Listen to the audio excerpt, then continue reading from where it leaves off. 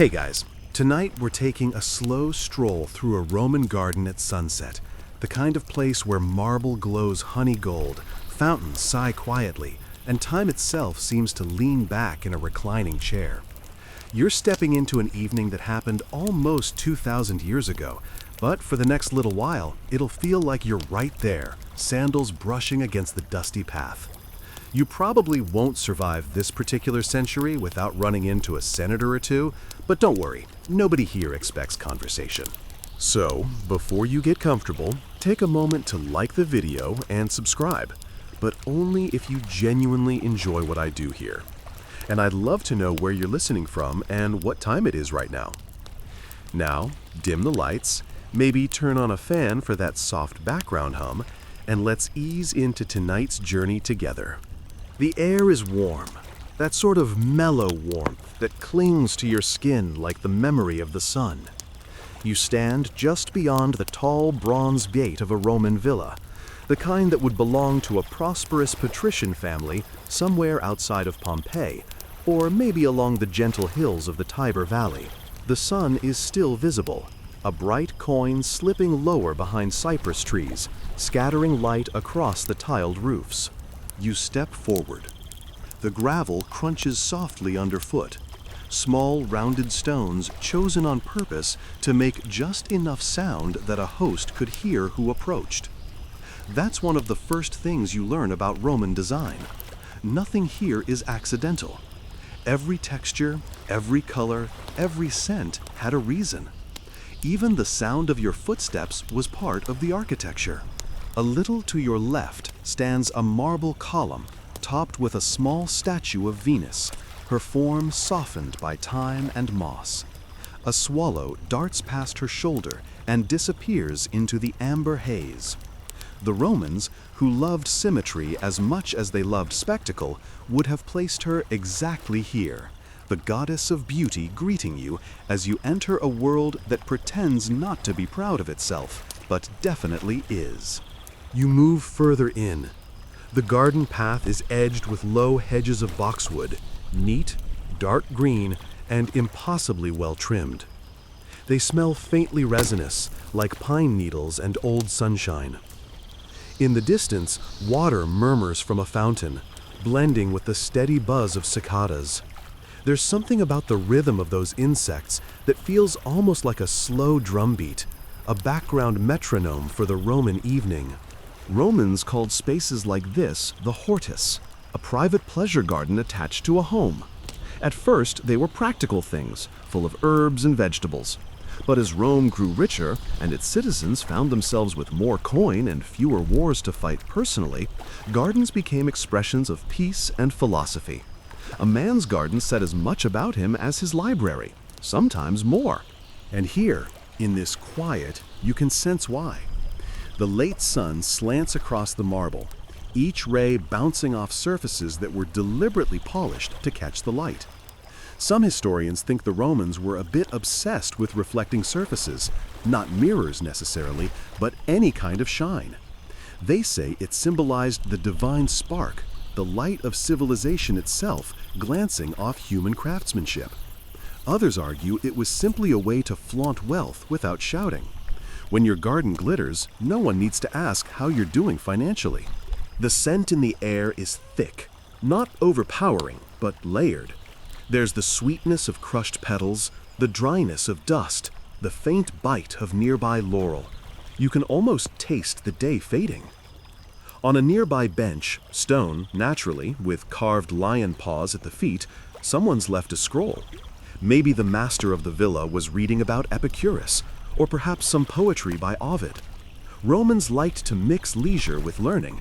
They called it otium, a sacred kind of restful productivity, which, in modern terms, sounds suspiciously like pretending your vacation is self-improvement.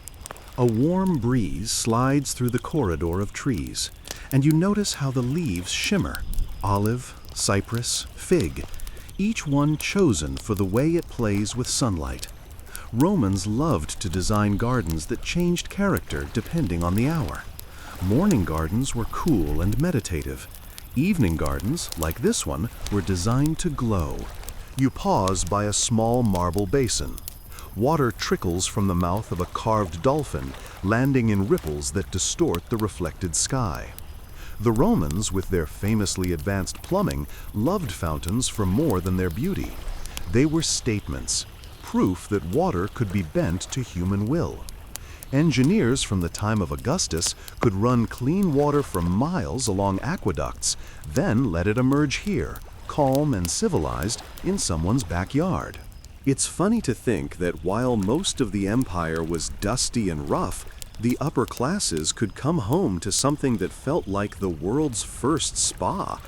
One Roman author, Pliny the Younger, described his garden as a place of unwearied delight, where even the air seemed to think pleasant thoughts. He was known to dictate letters while strolling among rose bushes, which, frankly, sounds like the ancient version of answering emails in your hammock. A lizard scurries across the path ahead of you, quick as a flash. You glance down and see tiny footprints in the dust. It's one of those little details that never changes through time. Even 2 millennia later, lizards still claim the sunniest rocks. Historians still argue whether Romans actually believed small reptiles brought good luck, or if that's just a modern exaggeration. What's certain is that Roman mosaics often included them, a nod to everyday nature, the sort of thing that never needed translation. You keep walking. Somewhere beyond the wall, a donkey brays, reminding you that even paradise has chores. You pass a small bronze sundial set into a pedestal, its shadow stretching long and thin. Time moves differently here, slower, thicker, almost syrupy. Maybe it's the air, or maybe it's because no one's checking their phone. You catch a glimpse of the villa itself, columns tinted pink by the light, a tiled roof gleaming faintly.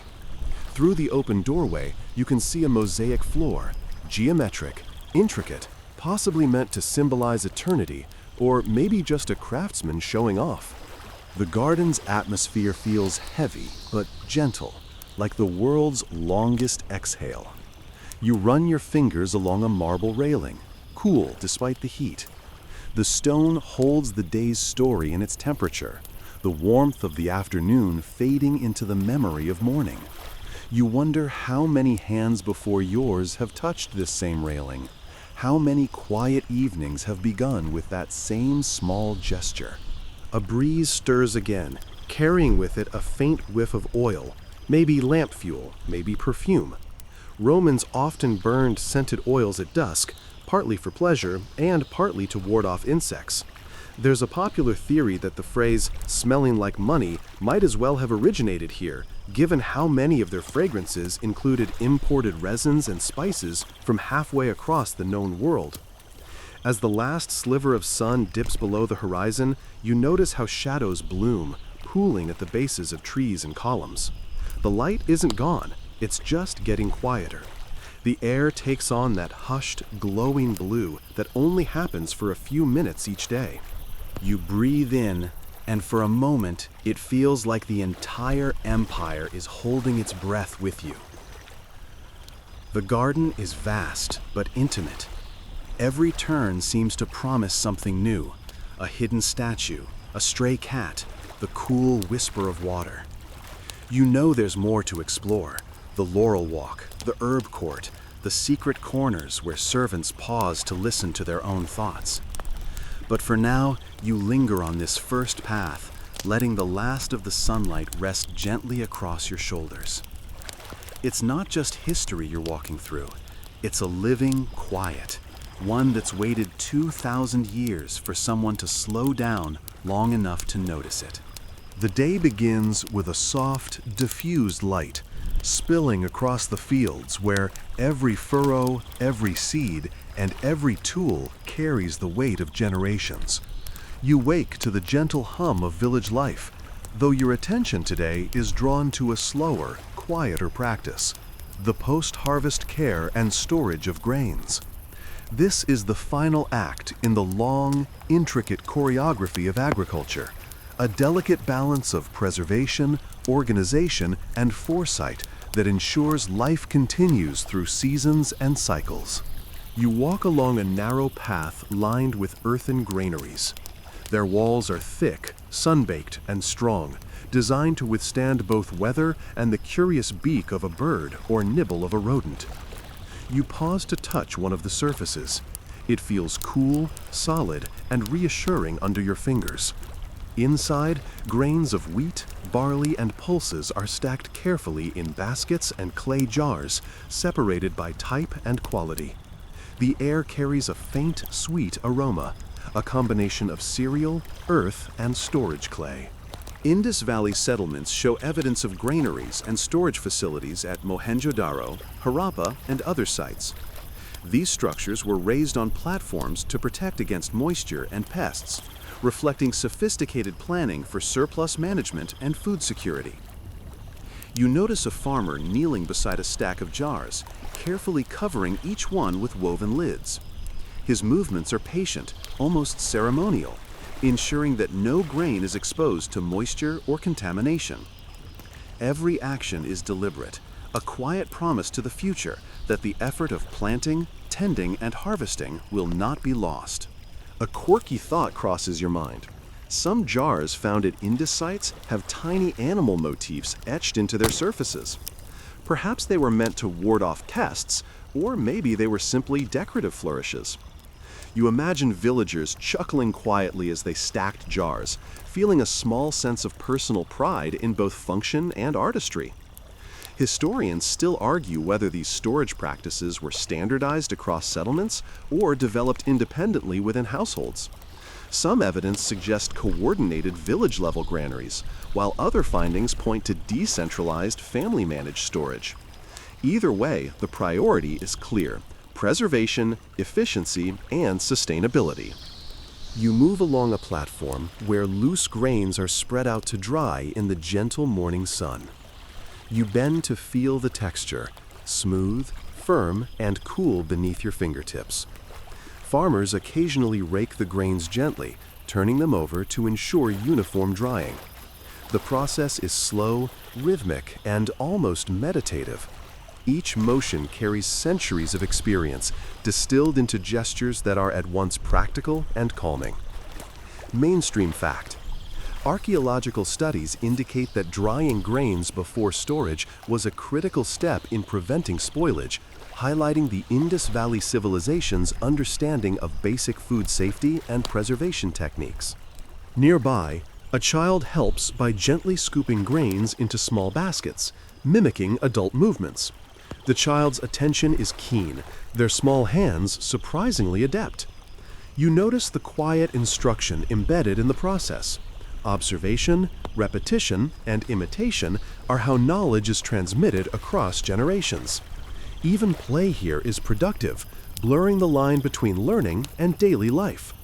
A quirky observation: some terracotta figurines depict children with miniature tools or baskets, suggesting that hands-on learning was part of cultural continuity.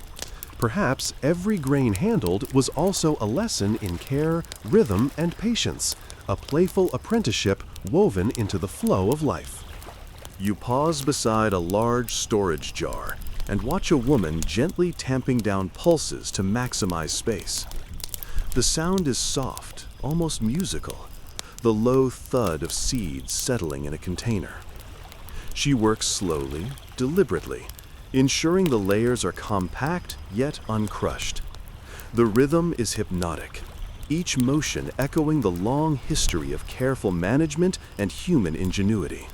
Historians still debate whether Indus granaries were primarily for local consumption or also for trade and taxation purposes. Some argue that surplus storage indicates early economic systems beyond mere subsistence, while others emphasize household and community survival. Either interpretation underscores the importance of planning and foresight in maintaining social stability. As the sun rises higher, you notice the interplay of light and shadow across the granary platforms. Dust motes float lazily in the air, catching the sun's glow like tiny stars suspended in space. You take a slow breath, inhaling the warm, earthy scent of grains, clay, and sun-baked soil. The sensory experience is grounding, almost hypnotic, connecting you to the slow, deliberate pulse of the village and its agricultural life. Mainstream fact: evidence from Indus sites shows the use of clay-lined granaries in jars, raised platforms, and separation of different grains, reflecting a sophisticated approach to food storage that minimized risk of spoilage and pest infestation. A young boy sweeps the floor gently, clearing stray grains and dust. His movements are careful, almost reverent. You realize that every action here is intentional. The handling of grains, the cleaning of surfaces, the monitoring of storage conditions, all are part of a quiet, ongoing conversation between humans and their environment. A quirky detail: some jars were sealed with clay stoppers or even small clay figurines pressed into the tops. Perhaps it was practical, perhaps symbolic, or maybe both. A subtle interplay of function and cultural expression, reminding us that even mundane labor can carry meaning. By afternoon, villagers gathered to discuss storage plans and upcoming planting cycles. Some point toward fields needing irrigation. Others check inventory in the granaries, while children mimic adults, moving small baskets in a playful echo of labor. The scene is calm, organized, and deeply rhythmic, the culmination of months of work, yet quietly intertwined with anticipation for the future. Historians still argue about the degree of centralization in grain storage and distribution. Some evidence points to organized communal granaries, possibly for shared access or trade, while other findings indicate household-level storage predominated. Either scenario reflects careful planning, social cohesion, and an intimate understanding of resources. As evening falls, the sun dips low, casting long amber rays across the village. Farmers and children carry the final baskets of grains to storage, gently stacking jars and bundles with care. The fields now rest, the furrows calm, and the irrigation channels reflect the soft twilight sky. You sit against a sun-warmed brick, listening to the gentle rustle of leaves, the distant bleating of goats, and the faint hum of evening life settling into rest. The cycle of agriculture, planting, tending, harvesting, and storing, is complete, yet ever continuing. You close your eyes and imagine the grains safely stored, the water channels resting, the tools polished and ready, and the village breathing quietly in preparation for the next season. Civilization thrives not just on labor or ingenuity alone, but on patience, care, and attention to the smallest details of daily life. The wind-down begins as night settles gently. The village is enveloped in a soft, protective hush, punctuated only by the occasional bird or insect. You feel your breath slow, your body soften into the rhythm of the land. Every earthen wall, every carefully stacked granary, every glimmering canal carries a sense of continuity and calm. There is reassurance in the knowledge that human hands, guided by observation and experience, can shape life so gently and so effectively. Slowly, thoughts of bustling fields, flowing water, and soft cotton fibers fade into a quiet calm. You imagine the stars reflected in the still reservoirs, the moonlight dancing across furrows, and the faint whisper of wind brushing through reeds along the canals. The land breathes beneath the watchful care of its people, a slow, steady lullaby meant to soothe both body and mind. Even as you drift, the lessons linger: patience, meticulous care, respect for natural rhythms, and the quiet, persistent work of sustaining life. You feel comforted by the thought that, long ago, people understood these principles and wove them into every action, from sowing seeds to harvesting cotton, from tending water to storing grains. Civilization is gentle here, persistent, and enduring. Now, you allow yourself to sink fully into relaxation. The village hums softly in the distance. The fields shimmer under the fading light, and the enduring pulse of human care continues quietly beneath the surface. You are calm, connected, and ready to let the day's rhythm carry you into sleep. The sun has finally disappeared behind distant hills, leaving the village bathed in soft twilight. You feel the air cool gently against your skin, carrying the faint aroma of earth, grains, and distant fires. Every field, every canal, every granary rests in quiet harmony, a testament to patient hands and enduring care. You sink slowly into the rhythm of the evening, letting the soft sounds of the village, the whispering leaves, the distant hoot of an owl, the gentle trickle of water, lull you further into calm. Imagine the grains safely stored, the cotton fibers tucked away, and the irrigation channels glimmering faintly under the moon. Every action of the day has been purposeful, yet serene, creating a sense of order and reassurance. You can feel the cycles of life extending far beyond your presence. The earth nurtures the seeds, the water nourishes the fields, and the people maintain balance through quiet attention and thoughtful care. Allow your thoughts to drift, carrying you along the gentle pulse of the Indus Valley.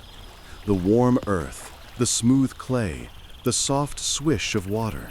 Each sensation blends into a calming symphony. There is comfort in knowing that civilization, in its earliest forms, thrived on patience, observation, and respect for natural rhythms. The lessons of slow, deliberate care are universal, whispering across millennia. As your body softens and your mind unwinds, visualize the village under a silver moon, all work paused, every seed and tool resting, waiting for the next gentle cycle. You are part of this calm through imagination, lulled by the enduring quiet of human diligence. Now dim the lights. Let your mind float with the rhythm of ancient fields and drift into sleep, carried by the timeless lullaby of the Indus Valley. End of script. Sweet dreams. You emerge from the shaded corridor of laurel and find yourself blinking against the soft glow of open air again. The sky above the villa has shifted to that perfect Roman shade of late amber, a color that looks like honey poured over marble. Ahead, the path widens into a small terrace where the gentle murmur of water grows louder with every step. And there it is, the fountain you've been hearing all along. Or rather, fountains, plural. Romans never stopped at just one. A trio of basins unfolds before you, each feeding the next in a calm, deliberate cascade.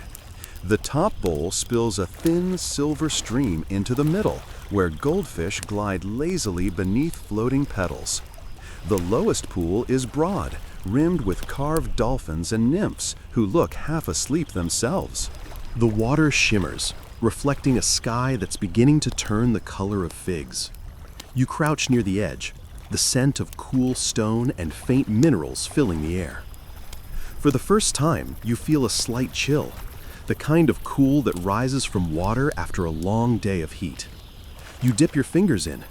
It's cold, startlingly so, and perfectly clean. That's the marvel of Roman engineering. You're touching water that might have traveled 20 miles down an aqueduct, guided by gradients precise enough to make modern architects sigh in respect. There's a quiet pride in that trickle. It's not roaring or dramatic, just steady, measured, civilized.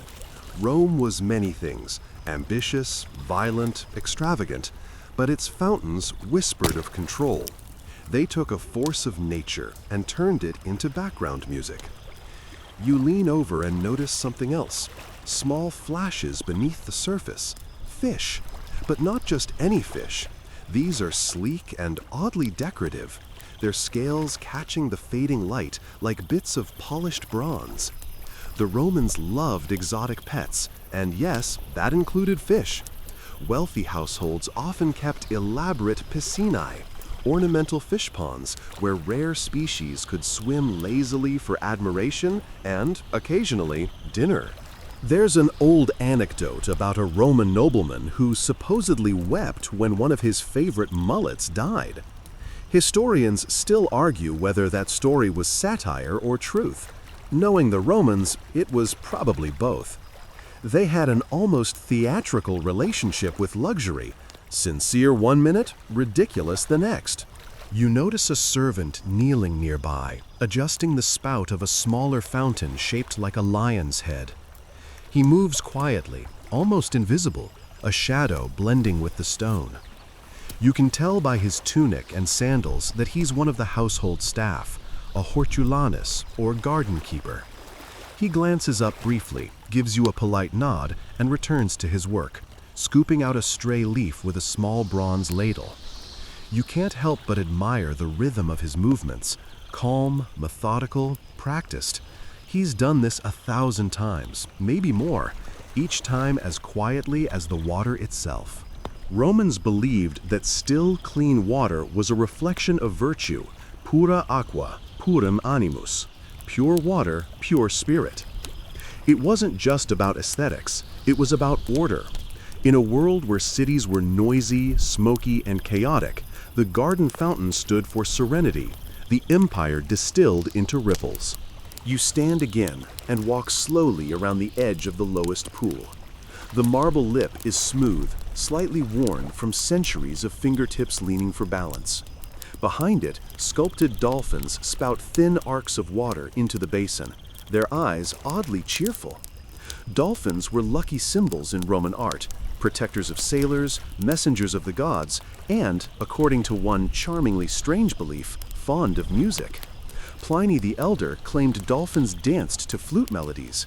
Historians still argue whether he meant that literally or if he just needed more hobbies. The sound of the fountains fills the space. Not loud, but constant. You start to notice the patterns within it. The low burble of the top basin, the soft plink of drops from the middle, the whispering lap of the pool below. Together, they form a kind of accidental symphony, a rhythm designed to make you slow your heartbeat to match. Nearby, a marble plinth supports a small statue of Neptune, the god of the sea. His trident is half broken, his expression stern, though he seems to preside with more boredom than fury. Around his feet, carved waves curl and twist, forever frozen mid-surge. You catch yourself wondering if the sculptor did that on purpose, made the god of oceans look slightly annoyed to be stuck supervising a glorified birdbath. The Romans loved a good contrast like that. They took something vast and wild, the sea, the mountains, the gods, and tamed it, turned it into something decorative, manageable, and domestic. The fountain was a symbol of that balance, nature refined by human hands. You sit again, letting the cool mist settle on your skin. A single leaf floats by, spinning slowly before disappearing beneath the surface. Somewhere behind you, a bird calls, its voice echoing against the marble. The garden feels alive in that soft, drowsy way, every sound perfectly placed, as if the whole thing is rehearsing for a dream. If you look closely at the stone edges, you'll see tiny flecks of green where moss has crept in. That's not neglect, it's intention. Romans liked their gardens to look lived in. Too much perfection felt artificial. Even the emperor's gardens had patches of shadow, cracks in the stone, little signs that time still mattered. It was their way of nodding to the gods, a tiny act of humility in a world that often forgot what that word meant. You glance again at the fish swirling below the surface. They flick and twist in spirals of gold and silver. The Romans, ever resourceful, fed them scraps from the kitchen: bread, fruit peelings, bits of leftover cheese. It's not a diet a modern vet would approve of, but somehow it worked. Some wealthy estates even trained their fish to rise at the sound of their owner's voice. Whether that's a myth or a humble brag, we'll never know. The servant finishes his work and stands, stretching his back with a quiet sigh. For a moment, you meet eyes, just enough to acknowledge one another. Then he disappears behind a hedge, leaving only the steady trickle of water in his place. The air is changing now. The heat of the day is fading. The first hint of evening cool seeps into the garden. You can smell damp stone, crushed grass, and something faintly metallic, the scent of water meeting iron pipes deep underground. The Romans were masters of unseen systems. They believed that control of water was control of life itself. A household that could summon flowing water on command was a household in harmony with the universe, or at least with the plumbing gods. You glance upward. The sky has begun its nightly transformation, from gold to rose, from rose to violet. The first star trembles faintly above the cypress trees. The fountains keep talking, oblivious to the coming dark. And in that sound, steady and eternal, you can almost hear the heart of the Roman world. Not in the roar of the Colosseum, not in the clash of legions, but right here, in this quiet dripping, this soft insistence that beauty should flow, always, even when no one's watching. You close your eyes for a moment, letting the cool mist touch your cheeks. Somewhere nearby, another fountain gurgles to life, a deeper sound, hidden beyond the hedge. You'll get to it soon enough. For now, you sit in the hush of running water, the marble beneath you slowly losing its heat, the day sliding gently into twilight. You rise from the fountain's edge, brushing a faint spray of water from your hands. The stone feels smoother now, cooler, as if the day's last warmth has retreated into the ground. Ahead, the garden stretches out in geometric calm. Every path meets another at a perfect right angle. Every hedge mirrors its twin. You take a slow breath and start walking again, feeling as though you've stepped into a living blueprint, one drawn with both compass and poetry. The Romans were fanatics for order. Even their gardens had to obey geometry.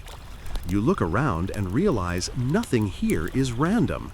The walkways are perfectly straight, intersecting at measured intervals.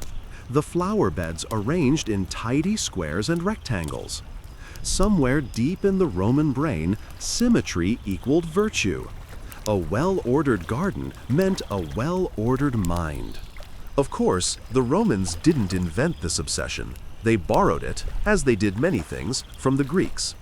But where Greek gardens leaned toward the philosophical, Roman ones leaned toward the practical. A Greek might build a grove for contemplation. A Roman built one for both thought and showing off to guests. Historians still argue whether that makes Roman design more human or just more Instagram-ready, 2 millennia too early. You pause at a crossing where a narrow canal runs between twin rows of cypress. The water is so still that it reflects the path like glass, only broken by the occasional floating leaf. Across from you stands a marble sundial, elegant, precise, and slightly pointless now that the sun has nearly gone. But that's exactly the kind of detail Romans loved, a reminder that even time itself could be ornamented. As you move along the path, you can see how each corner of the garden reveals a new perspective. The Romans called this varietas, controlled variety. Every view was meant to feel fresh, but never chaotic. Straight paths led to fountains, arches framed trees, statues punctuated sightlines like commas in a well-written sentence. The effect is hypnotic. You find your pace slowing naturally, your steps syncing with the rhythm of the place. The geometry isn't cold, it's reassuring, like a heartbeat you can walk inside. The gravel crunches evenly beneath your sandals, each sound separated by the same perfect interval. You realize that this garden isn't trying to impress you, it's trying to soothe you. A small lizard scuttles across the path, tail flicking like a tiny whip. You watch it disappear into the hedge, probably heading to the same spot it visited every evening. Even the wildlife seems to respect the symmetry here. You smile at the thought. a Roman lizard with a strong sense of interior design. To your left, a row of low box hedges borders a series of square flower beds. Within each square, different plants grow in disciplined harmony: lavender, hyacinth, and something that smells faintly like lemon. They're arranged by color, light to dark, forming patterns that echo the mosaics you glimpsed back inside the villa. It's all connected, architecture and nature braided into one continuous thought. Romans believed the garden was an extension of the home, not separate from it. Domus et hortus, unum corpus. House and garden, one body. You can see why. The pathways mimic the corridors of the villa. The fountains stand in for the household atrium pools, and the air itself feels curated. If you squint, you might even imagine the marble columns sprouting like trees, and the trees standing proudly like columns. Nature and art swapping places in perfect balance. A breeze moves through, stirring the leaves. You catch a whiff of something metallic, bronze or iron maybe. You glance to your right and notice a small gate made of ornate latticework, its pattern echoing the square tiles beneath your feet. The craftsmanship is absurdly intricate, a metal tapestry that lets the light spill through in perfect diamonds. You push it gently, and it creaks with a satisfying heaviness. The Romans were masters of materials: bronze that aged gracefully, stone that grew more beautiful with cracks. They called it patina, the dignity of time. Modern designers still borrow that word, though today it mostly applies to overpriced furniture and influencer kitchens. As you continue, you pass a tall hedge trimmed into a perfect archway. Beyond it lies another symmetrical marvel, a circular garden within the square layout. The Romans loved this trick. Shapes nested within shapes. Infinity contained in a courtyard. The circle symbolizing eternity at the heart of human order. In the center of that circle stands a small pedestal with a marble sphere on top. You walk closer, curious. It's perfectly smooth, reflecting the faint blush of the sky. You can see your own face in it, distorted and ghostly. Maybe that's the point. You, a visitor from centuries ahead, reflected in a stone polished by hands that turned to dust before the fall of Rome. The sphere doesn't care. It just reflects whoever's standing there now. There's something quietly humbling about that. The geometry here wasn't just decoration.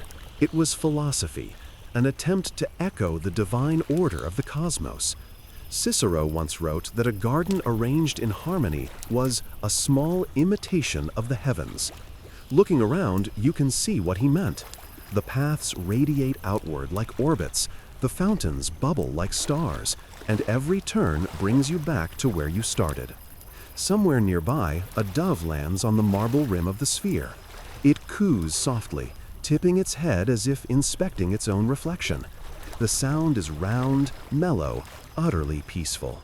You think about how modern gardens often chase wildness, untamed greenery, the illusion of nature left alone.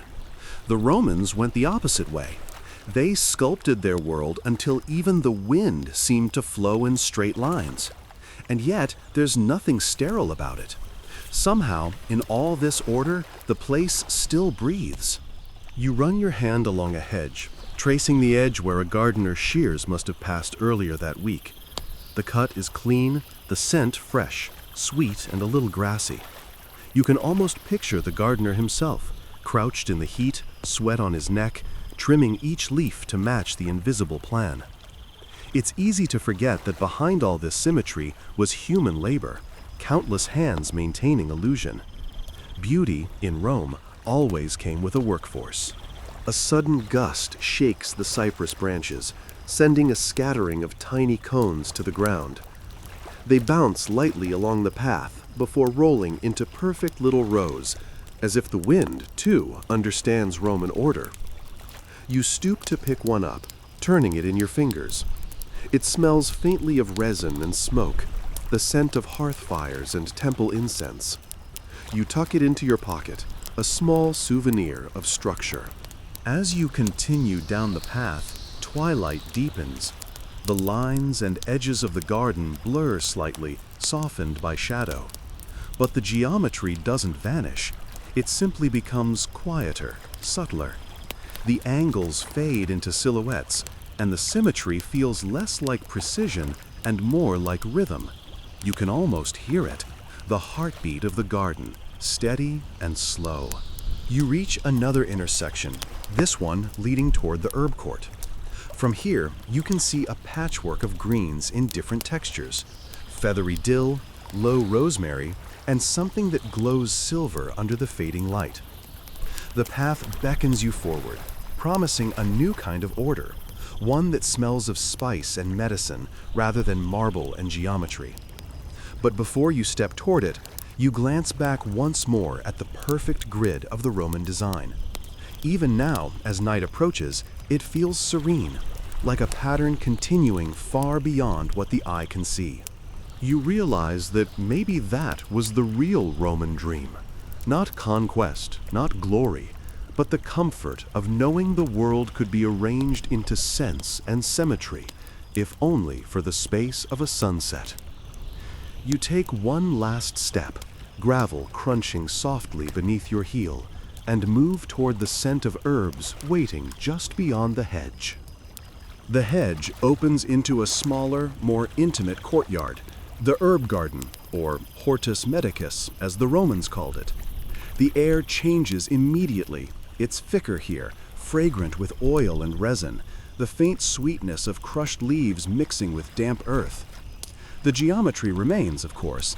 The beds are laid out in tidy rectangles bordered by stone, but here the order feels less ceremonial and more practical, the kind of beauty born of usefulness. You pause on the threshold and breathe deeply.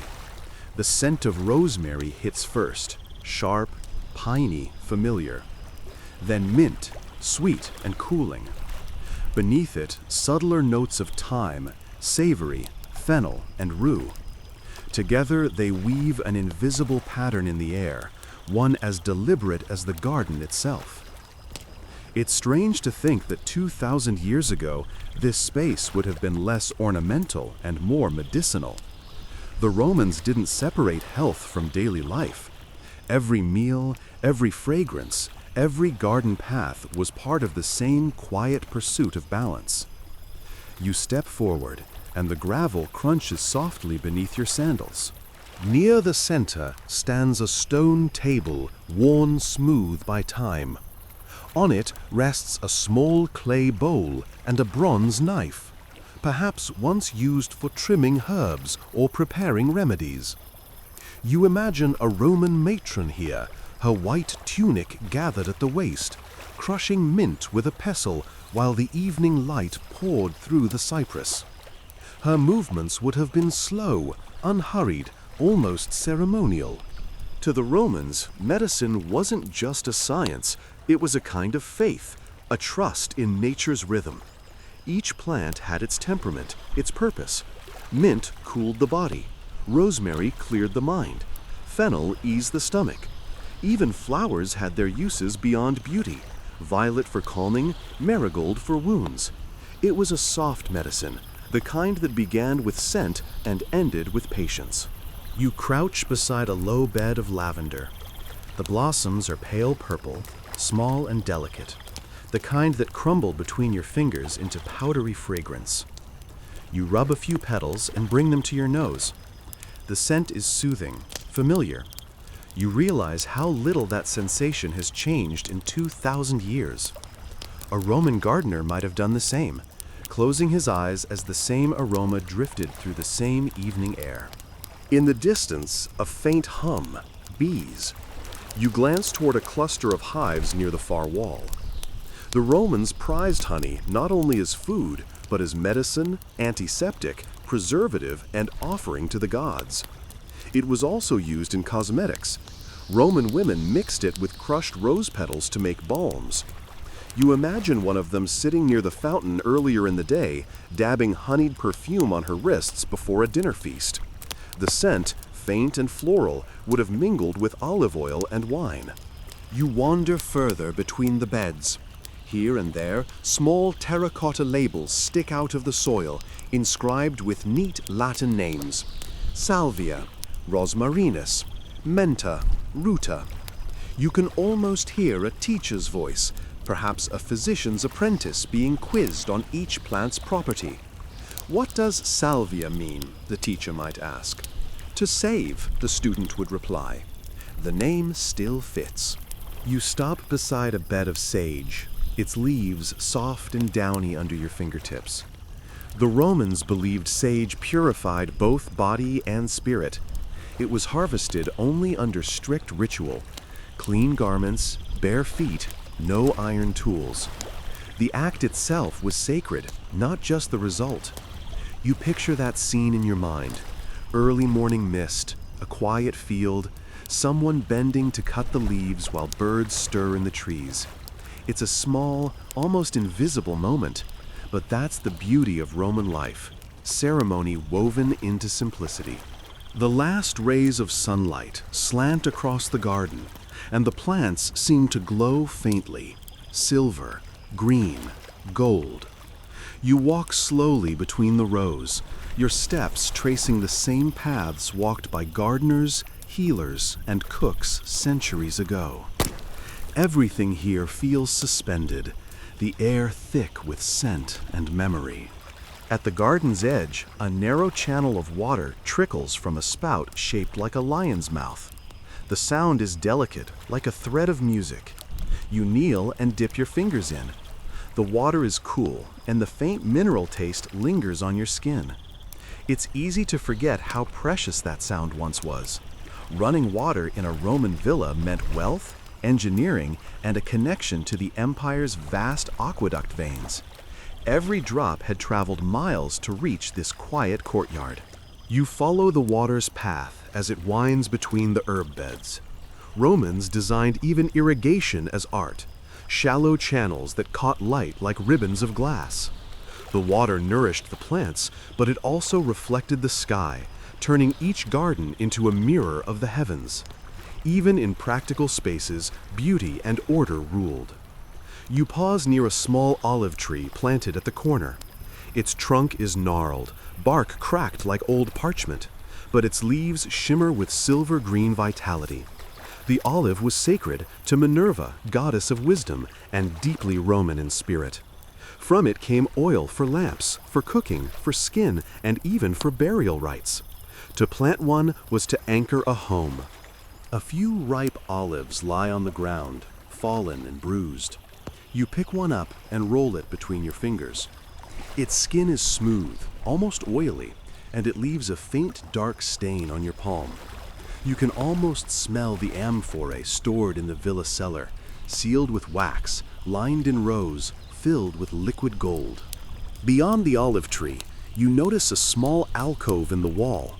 Inside stands a clay figure, simple, roughly carved, but unmistakably divine. Perhaps it's a household spirit, a lar familiaris. Romans believed their homes were protected by such guardians, unseen, humble, but constant. Offerings of bread, wine, and herbs were left daily to honor them. You see a few dried leaves scattered at the statue's feet, bay, rosemary, a pinch of salt. The act feels timeless, gratitude given quietly to whatever watches over a place.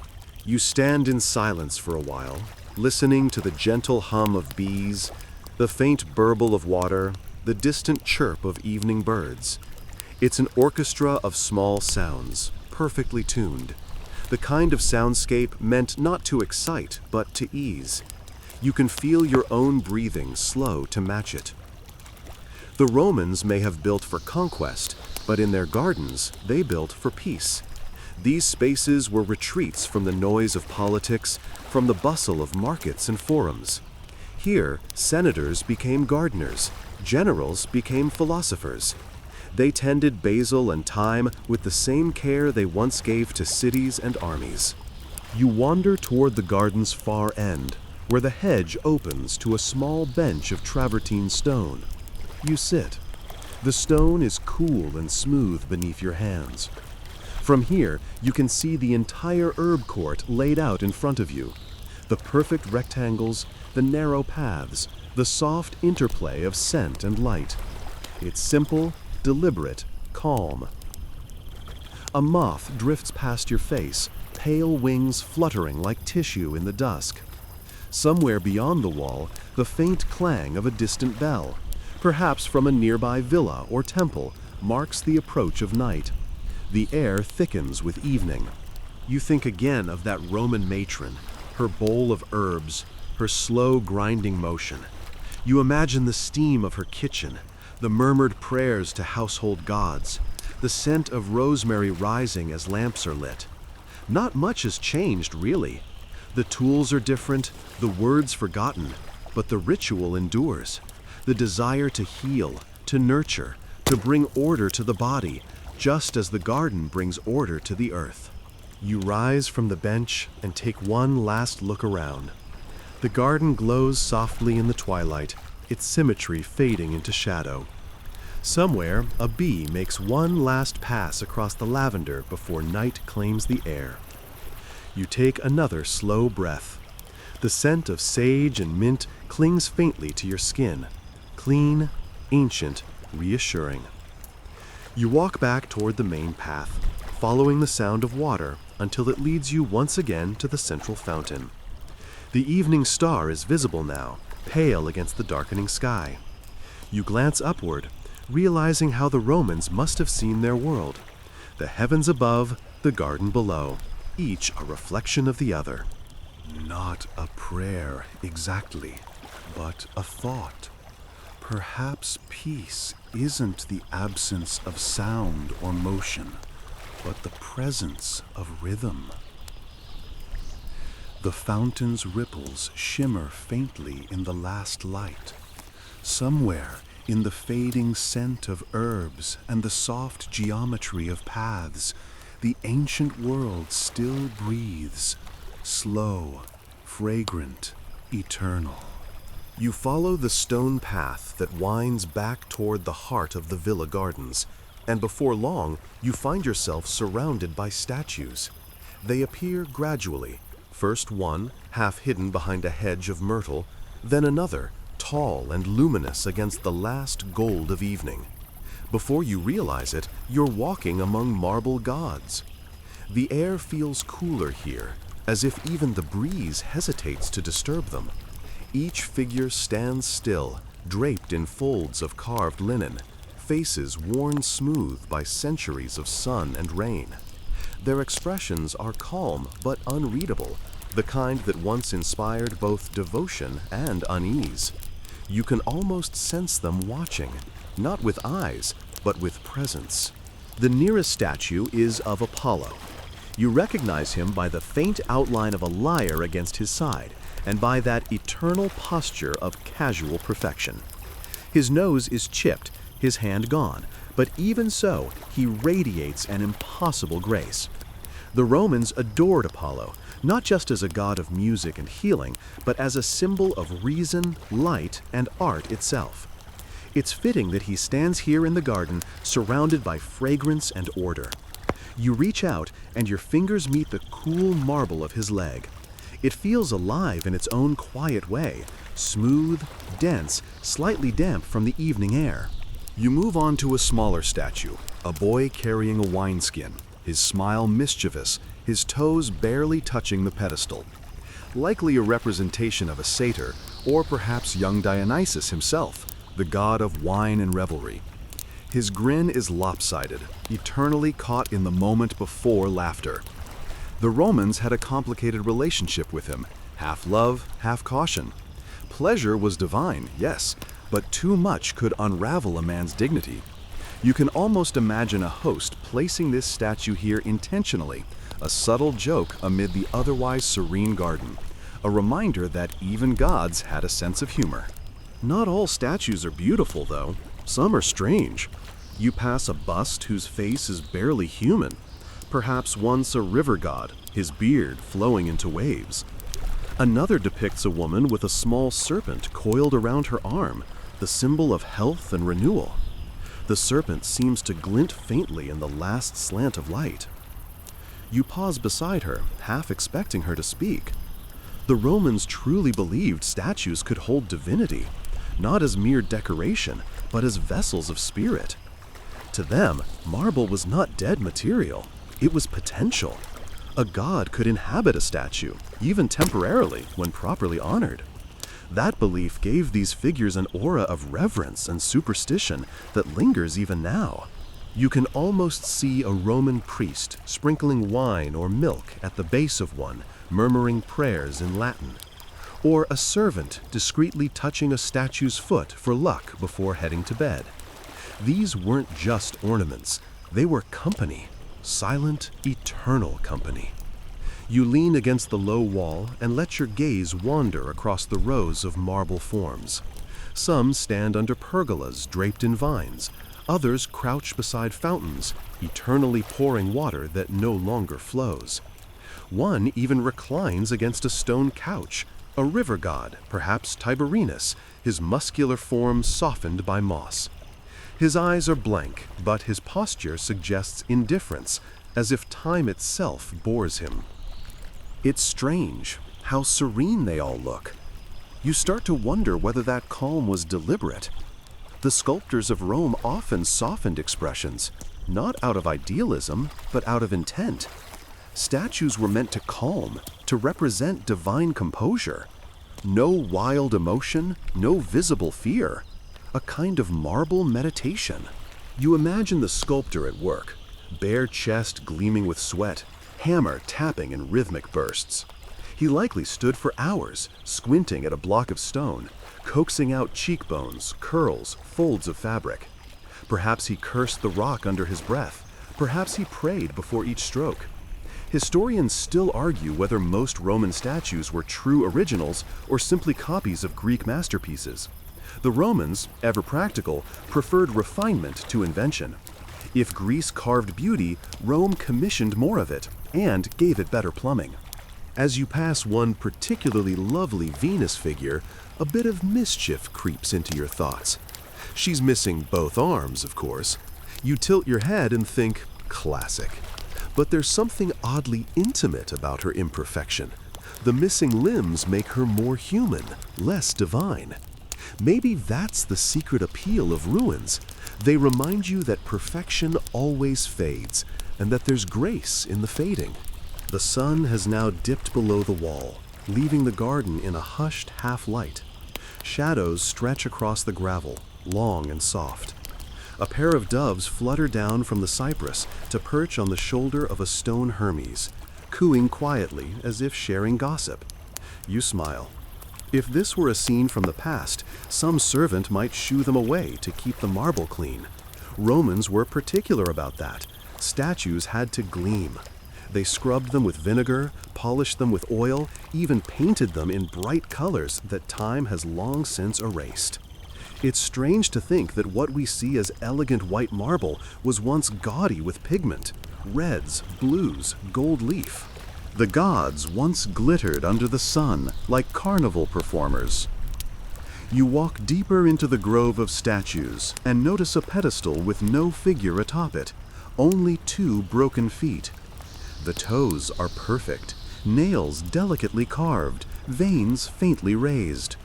Whatever stood there once must have been extraordinary.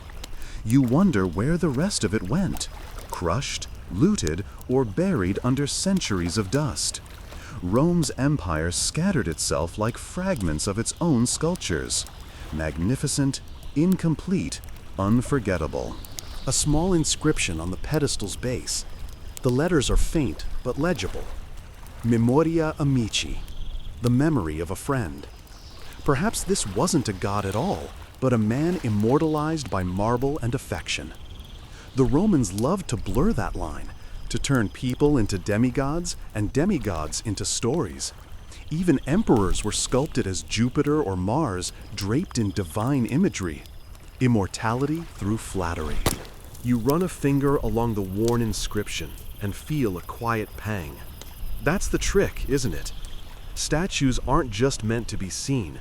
They're meant to outlast the ones who look. Every time someone gazes at one, they extend a thread backward through time. In that sense, you're part of the same ritual. You stand where Romans once stood, admire what they admired, and wonder at what they once wondered. A gust of wind stirs the cypress branches, scattering a few needles across the path. They fall onto the marble faces like a blessing. You brush one away from a statue's cheek. The evening light turns colder now, faintly blue, and you can feel the shift, the day retreating, the night approaching. Somewhere near the fountain, water still trickles faintly.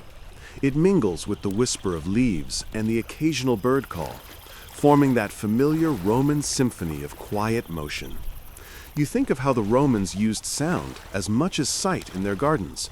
Water, wind, rustling leaves, all designed to soothe. Even the placement of statues had acoustic purpose. The stone broke wind flow, redirected echoes, created pockets of stillness. It's one of those details most people never notice, but it turns the whole space into a living instrument. You pass the last of the marble figures, a slightly crooked Mercury holding a caduceus. His wings are chipped, his smirk half gone, but he still carries that air of speed and cleverness. He seems to wink at you in the fading light, as if saying, "Keep moving." You smile back and take his advice, heading toward the next curve of the path. Behind you, the statues fade into shadow, their features softening until they're just pale shapes against the darkness. But their presence lingers. Even now, you feel as if you're walking through their quiet gaze, watched, not judged, by a congregation of marble souls. It's comforting, in a strange way. Maybe that was the point all along, to fill the garden with gods and heroes, to remind you that serenity isn't found in solitude, but in silent company. As you reach the next gate, you glance back one last time. The moon is beginning to rise, washing the statues in silver.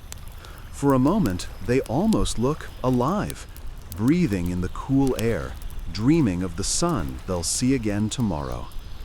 You smile, whisper goodnight to them, and step softly onward. You walk past the last statue's shadow and notice movement, a figure bent low near the vine trellis. At first, you think it's another sculpture, but then the figure straightens and you see the glint of sweat in the fading light. It's one of the garden slaves, his tunic short, his feet bare, a woven basket at his side. He doesn't see you, of course. You're only passing through time, invisible, a guest in memory. But you watch as he lifts a bunch of grapes from the vine, turning them gently, testing for ripeness. His hands are rough, fingers stained purple from the day's work. He moves with the kind of patience that comes from repetition, a rhythm learned not from joy or freedom, but from necessity. Still, there's a grace in it. The garden seems to move with him, as though he's part of its breathing. You follow from a quiet distance, your footsteps lost in the crunch of gravel. The Romans had a strange relationship with labor. They built empires with it, yet preferred to pretend their hands stayed clean. Gardens like this, serene, balanced, fragrant, owed everything to unseen workers. The pruning, watering, planting, scrubbing of marble, hauling of amphorae, none of it happened by divine design. It was done by people like him, who might never have tasted the banquets their herbs flavored. He kneels again, reaching into the soil to check moisture. The earth crumbles between his fingers, dark, rich, smelling faintly of olive and ash. Roman horticulture was no amateur pursuit. It was science, perfected by necessity and pride. Even Pliny the Elder wrote about compost mixtures and irrigation like he was describing alchemy. You glance toward the nearest water channel and see how neatly it's designed, sloped just enough to flow, shallow enough to clear debris. Its efficiency disguised as beauty. The gardener hums softly, a tune without melody, probably something from his homeland. His Latin, if he speaks it at all, would carry an accent the villa's owner might find amusing. Many of Rome's slaves came from far-off provinces, Greece, Egypt, Gaul, the Levant, each bringing their own knowledge of plants and seasons. The empire absorbed not just land, but expertise. In a way, this garden is a patchwork of conquered wisdom. You notice his tools laid nearby: a curved knife, a wooden rake, and a clay pot half filled with ash. The knife is sharp, its edge polished from years of use. You've read before that some Romans used ash mixed with oil as fertilizer, a trick learned from older civilizations. The gardener scoops a handful, sprinkles it around the roots, and pats it down gently. The motion is hypnotic, almost tender. He wipes his brow, leaving a faint smear of gray dust across his forehead. For a moment, you wonder what he thinks about while he works. Does he imagine his home, the one he left behind? Does he resent this villa, this garden that glows so beautifully at sunset but cages him in its perfection? Or perhaps he's found a kind of peace in it. There's something undeniably calming about tending life, even if it's not your own. He stands again, stretching his back. The vines rustle, and a few grapes fall loose, bouncing softly in the grass. He bends to pick them up, and, after glancing around, slips one into his mouth. The gesture is small, guilty, but human. You can almost taste the burst of sweetness he savors in that stolen moment. He moves to a small shed built into the wall, its wooden door half open. Inside, you glimpse shelves lined with amphorae, seed jars, and coiled ropes. A faint smell of oil and earth drifts out. He steps inside, rummages for something, and returns with a bundle of fig branches. Their scent is strong, green, almost milky. He lays them out along the edge of the path, arranging them to dry. You realize these are for tomorrow's fire, used to heat water for the master's bath. Even the luxury of warmth has roots in labor. The sky deepens to violet now, the air heavy with that peculiar stillness before night fully settles. You can hear distant sounds from the villa, soft laughter, the clinking of dishes, the beginning of the evening meal. The gardener pauses to listen too, his head tilted slightly. Maybe he imagines the spread: cheese, olives, bread dipped in honey, and feels the faint ache of hunger. Or maybe he's learned not to. He picks up a broom made of reeds and begins to sweep the gravel path. The sound is gentle. Shh, shh, shh, like waves on sand. You fall into its rhythm, step for step. There's something almost sacred about the routine. This isn't the grandeur of emperors or the chaos of battle. This is Rome's quieter truth, order maintained by hands that history rarely names. A tiny lizard darts across the path, freezing near the broom. The gardener stops, waits, and lets it go. A small mercy. Then he resumes, slower this time. You can't help but smile. The Romans believed lizards brought luck, symbols of renewal, because they basked in the sun and seemed to vanish with the cold. Perhaps he thinks the same.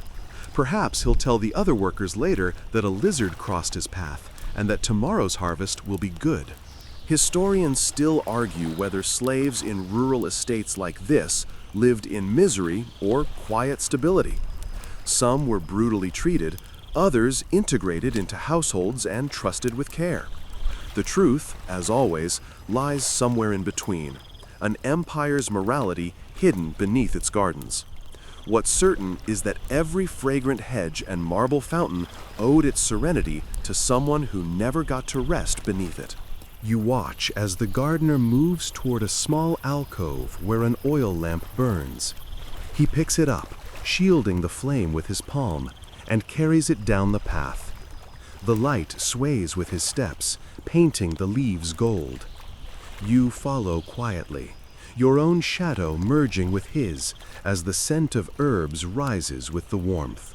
He sets the lamp near the tool bench, checks that everything is in its place, and then, finally, sits on a low stone. His body relaxes, shoulders slumping. For the first time, you see his face clearly. He's young, perhaps 20, his features sun-browned, his eyes reflecting the faint glow of the lamp. He picks up a fig leaf, folds it, and traces lines into the dirt with its stem. The gesture is idle, almost childlike.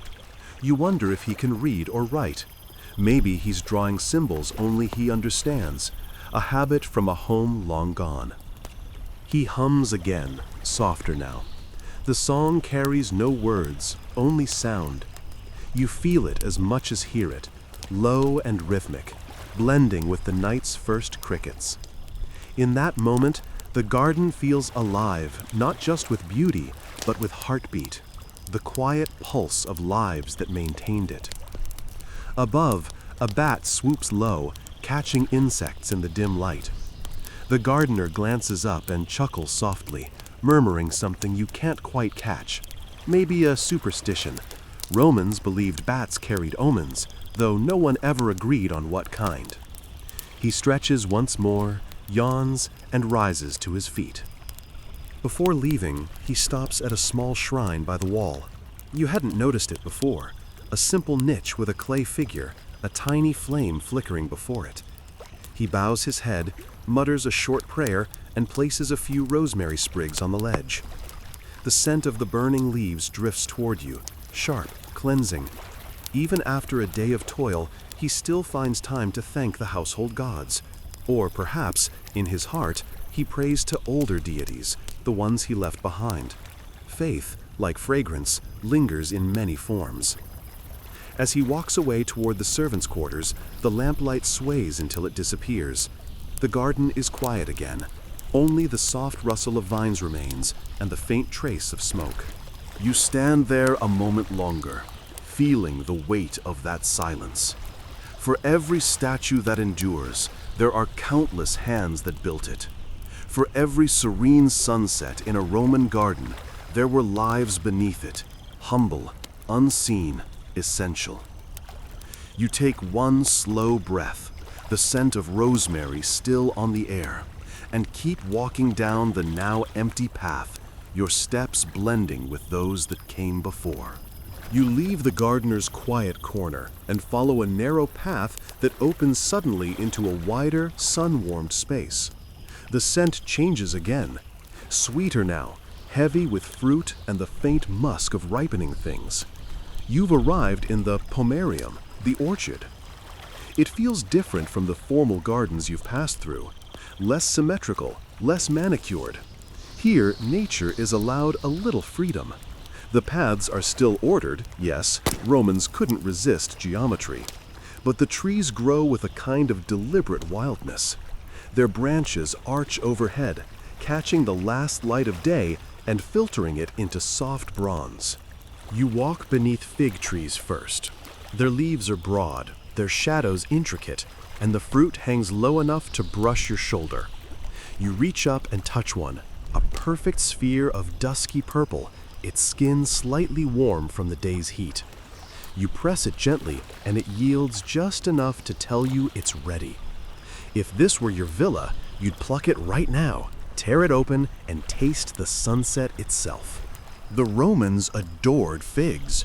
They were among the first fruits ever cultivated in Italy, their roots winding deep into Roman mythology. You might remember the story of Romulus and Remus, the twin founders of Rome, saved by a she-wolf beneath a fig tree near the Tiber. That tree, sacred and ancient, became a symbol of endurance and fertility.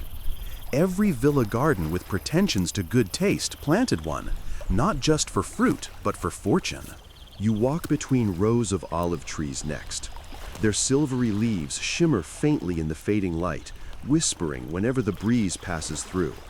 The trunks are twisted and ancient-looking, even if this grove isn't particularly old. The Romans saw divinity in the olive tree, wisdom, peace, and persistence. The oil pressed from its fruit was the lifeblood of empire, burned in lamps, poured on bread, rubbed into skin, offered to gods. If Rome had a scent, it would be olive oil warmed by sun and mixed with dust. You pause and rub one leaf between your fingers. The faint bitterness clings to your skin. You imagine the harvest later in the year, slaves beating the branches with sticks while others gather the fallen olives in baskets, singing to keep rhythm. It's not exactly the idyllic image most people have of Roman luxury, but it's honest. Nearby, a cluster of pomegranate trees glows like small lanterns. Their fruit, round and red, hangs heavy and split in places, revealing glistening seeds like clusters of jewels.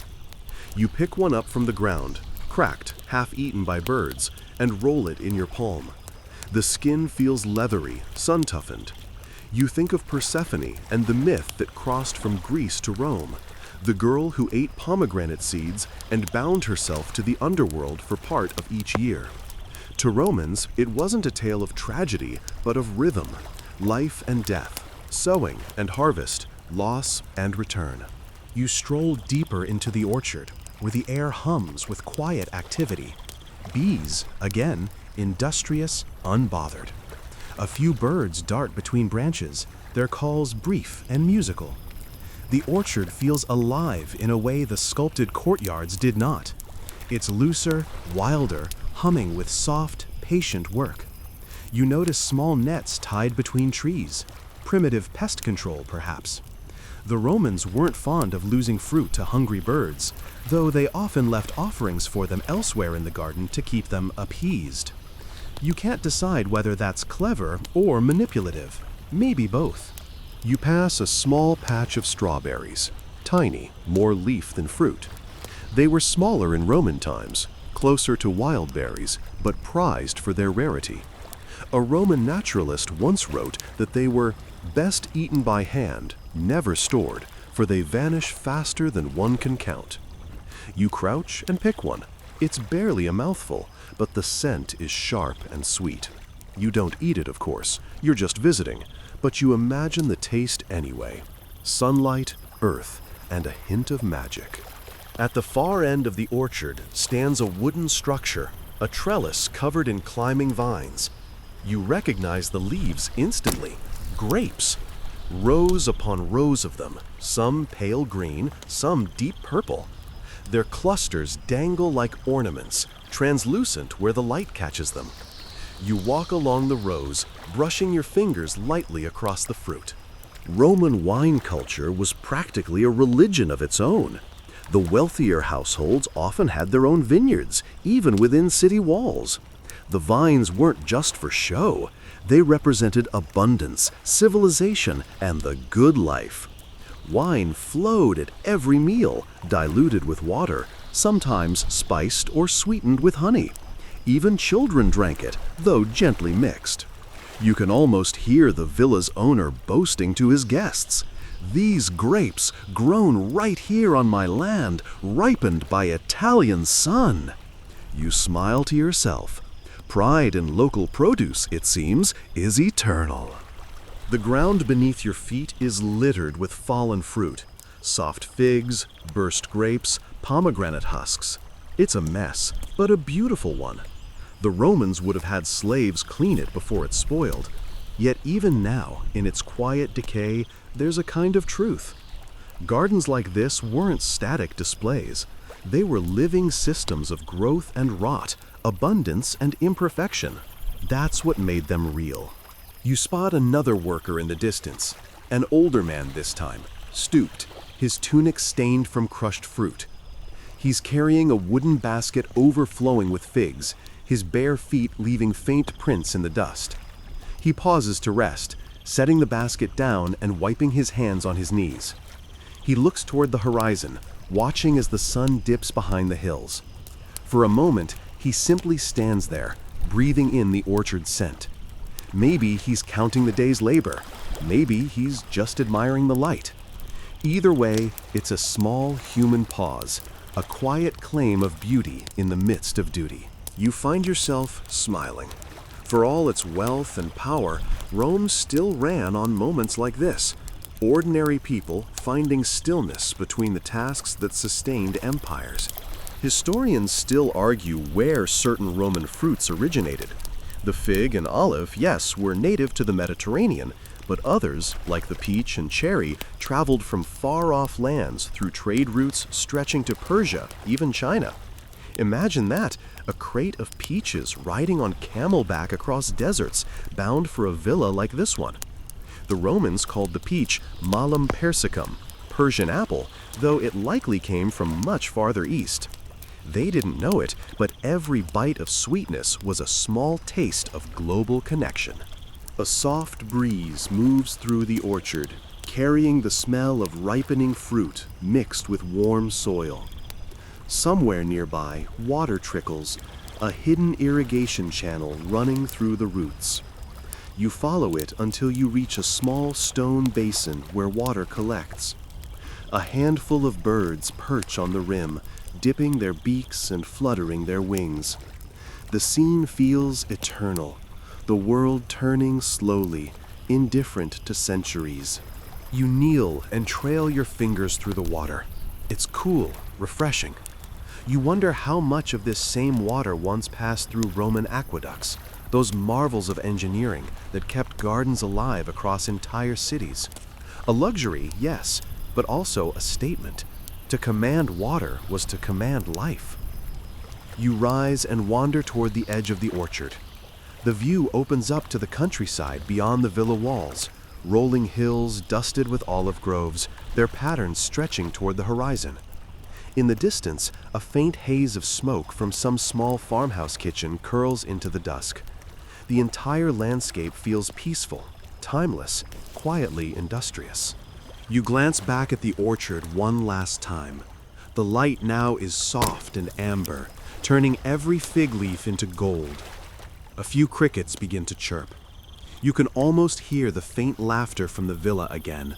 Guests gathering for dinner, servants preparing platters of fruit like these for dessert. You picture the table, polished wood, oil lamps flickering, bowls of grapes and figs glistening beside honey cakes. The conversation will drift from politics to poetry, and someone will quote a line about nature's generosity. No one will mention the hands that harvested those figs, or the miles traveled by the peaches. But that's all right. The orchard knows. The earth remembers. You take a final deep breath. The sweetness of figs, the salt of olives, the tang of pomegranate on the breeze, and step quietly onward, leaving the fruit trees to their slow, fragrant dreaming. You follow the scent of cooked food before you even hear the voices. The air grows warmer, thicker with aromas that make your stomach hum. Roasted grains, herbs, and that unmistakable sweetness of honey melting into something buttery and golden.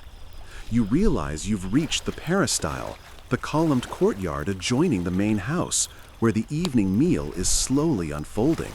You stop before stepping inside, half hidden by a row of marble pillars. From here, you can see the soft lamplight spilling across mosaic floors, painting everything in a warm amber glow. Servants glide soundlessly between guests, balancing silver trays and clay jugs of watered wine. Someone is laughing, a low, lazy sound that rises and falls like the rhythm of conversation itself. This isn't a feast exactly, more of a leisurely dinner, the cena. By this hour, the sun has nearly vanished, leaving behind that deep Roman twilight where shadows look soft enough to sleep on. You move closer, careful not to disturb anyone, and settle by the edge of a wall covered in trailing ivy. From here, you can listen, unnoticed, as the garden merges with the house in one seamless evening ritual. The peristyle is a kind of in-between world, part outdoor sanctuary, part social theater. Its columns frame the open sky while protecting diners from the cool air. In the center, a small rectangular pool reflects the flickering lamps and the first faint stars. The water's surface ripples with every whisper, every passing breeze. A man reclines nearest to the pool, draped across a couch cushioned with embroidered linens. He gestures lazily with one hand, holding a fig by its stem as he talks. "You know," he says, "this fig came from my orchard, ripe this morning." He pops it into his mouth, clearly proud of the fact. You recognize him as the villa's owner. Perhaps his tunic dyed faintly with expensive color, his confidence unshakable. Across from him, another guest chuckles softly. "Of course it did," she says. "Just like last week's olives and that miraculous amphora of Falernian wine." Her tone is teasing, but fond. There's comfort here, familiar banter among people who know their parts in the evening's rhythm. Dinner in a Roman villa wasn't only about food, it was performance. Conversation was as carefully cultivated as the garden itself. The order of courses reflected not just appetite, but philosophy.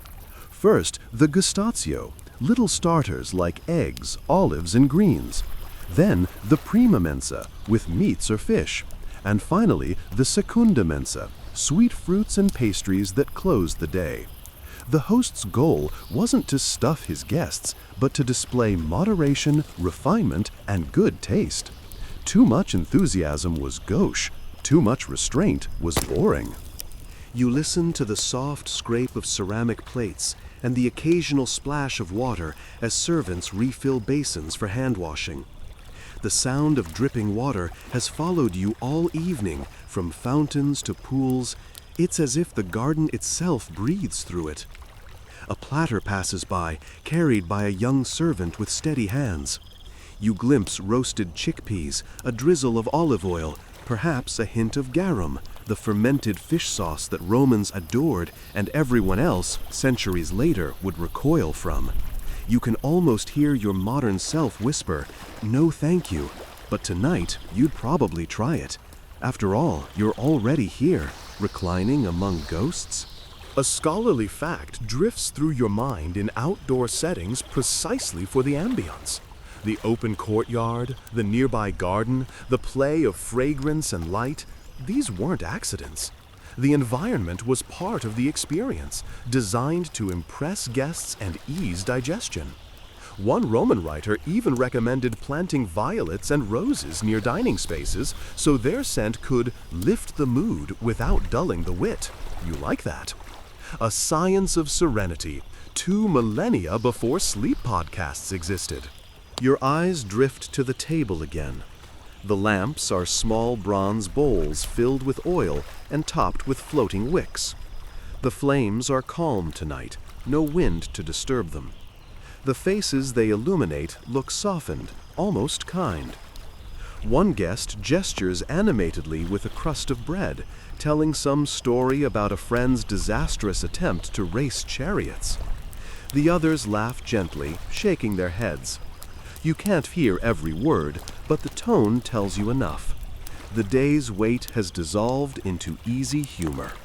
As you watch, a servant appears with a large amphora, tilts it carefully, and pours wine into shallow cups. It glows ruby in the lamplight. The sound of liquid pouring, the steady, musical glug, is mesmerizing. The Romans mixed their wine with water, often in a ratio of 2 or 3 parts water to 1 part wine. Drinking it straight was considered barbaric. And yet, by the end of the night, many would still end up pleasantly drowsy, their laughter slower, their eyelids heavier. You wonder what they talked about when the topics grew quiet, when the first wave of conversation faded and only the sounds of night remained. Perhaps philosophy, perhaps gossip, maybe even the same timeless question people still ask over late dinners. Do you think we'll remember this in a year? There's a warmth in this space that feels ancient and modern all at once. Its comfort ritualized.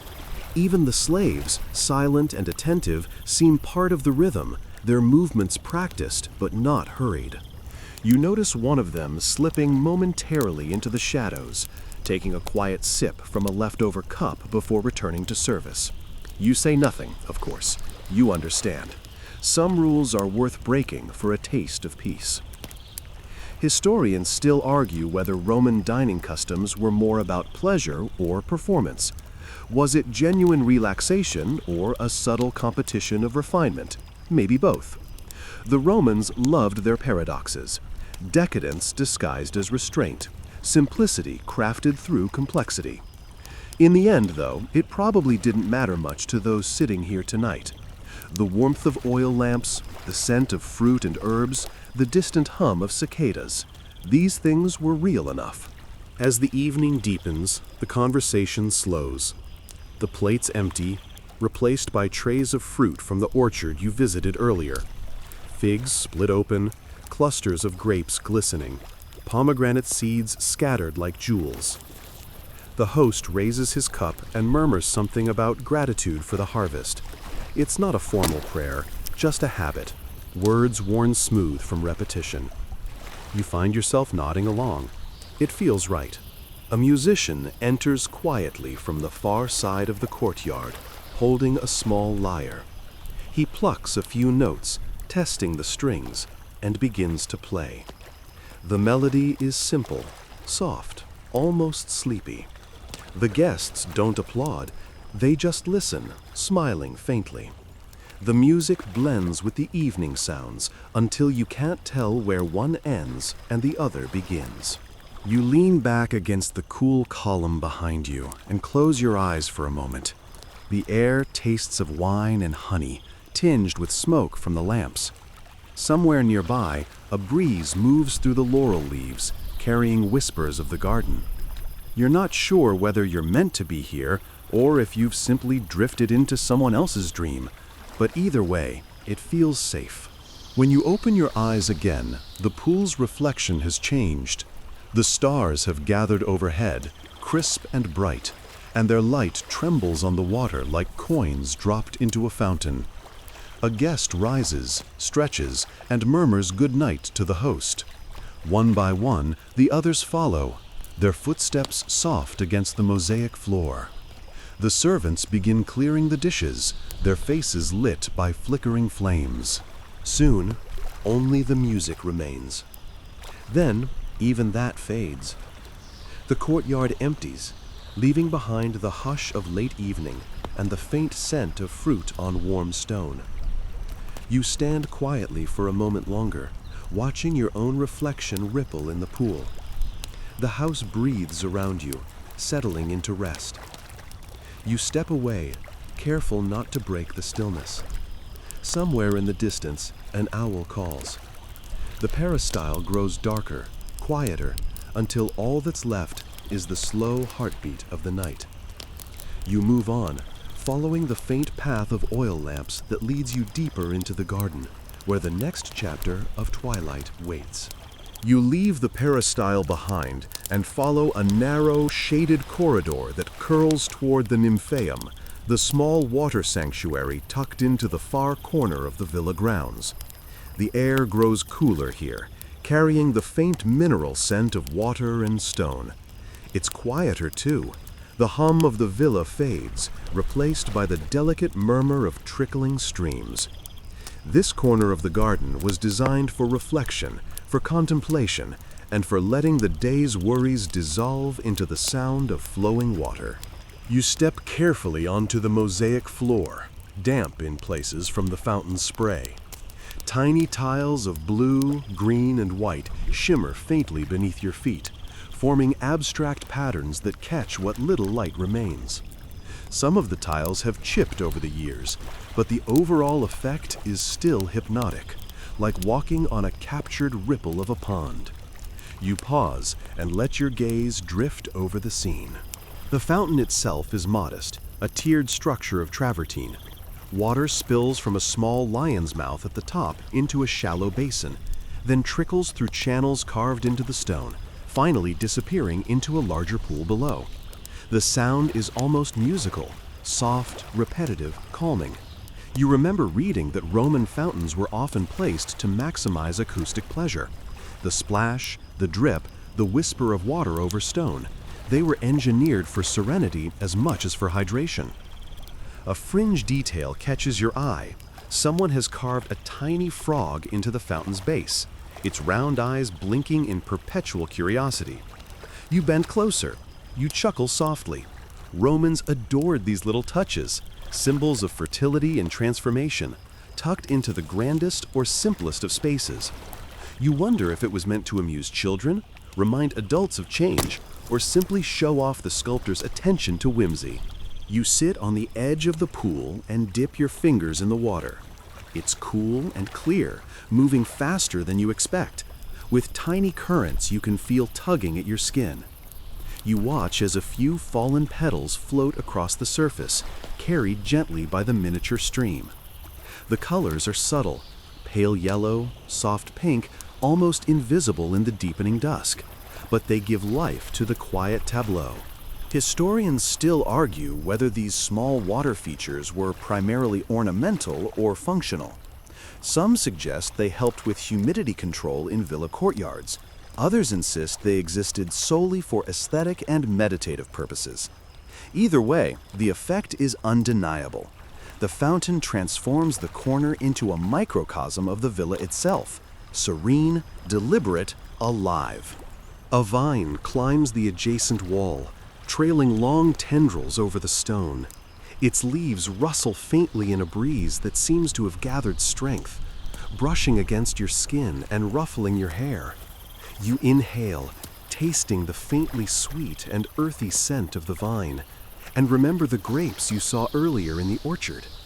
Everything in this garden is connected: plants, water, paths, and stone, all harmonized into one slow rhythm. You notice the faint traces of lime plaster on the fountain's edges, evidence of centuries past when it was freshly coated and gleaming. Some historians argue that Roman water features were once painted with bright pigments, reds and blues, to simulate the glitter of gemstones. If that's true, then this quiet corner was once dazzling. The thought adds a layer of mystery, a hidden vibrancy beneath the calm. As you lean back against the cool stone, you hear a small splash. A frog? A dropped leaf? You can't tell. The sound reminds you of other small creatures in the garden. Bees moving among blossoms, lizards scuttling under rocks, birds returning to roost. Even in cultivated order, the wild world persists, quietly threading itself through the architecture. You let your hand trail through the water again, watching the tiny ripples expand outward. It's mesmerizing. You think of how Romans designed these spaces with sensory experience in mind: sight, sound, smell, even touch. The gentle brushing of water over your fingers was no accident. It was an invitation to slow down, to notice, to be present. A small alcove nearby houses a statue of a nymph, her posture elegant, one arm raised as if in greeting. Her features are soft but deliberate, eyes blank yet somehow expressive. She watches over the fountain, guardian of water and peace. You imagine that in her time she might have been adorned with garlands or oil, small offerings placed at her feet. Now she simply exists, quiet and unassuming, a sentinel of calm. You step closer to examine the statue and notice faint traces of pigment still clinging to her hair and robes. The colors are muted, but enough remains to suggest that this once gleamed like the setting sun. You can almost see the evening light catching her painted robes, a reflection in the Loire below. Romans still argued over whether statues should imitate life or idealize it.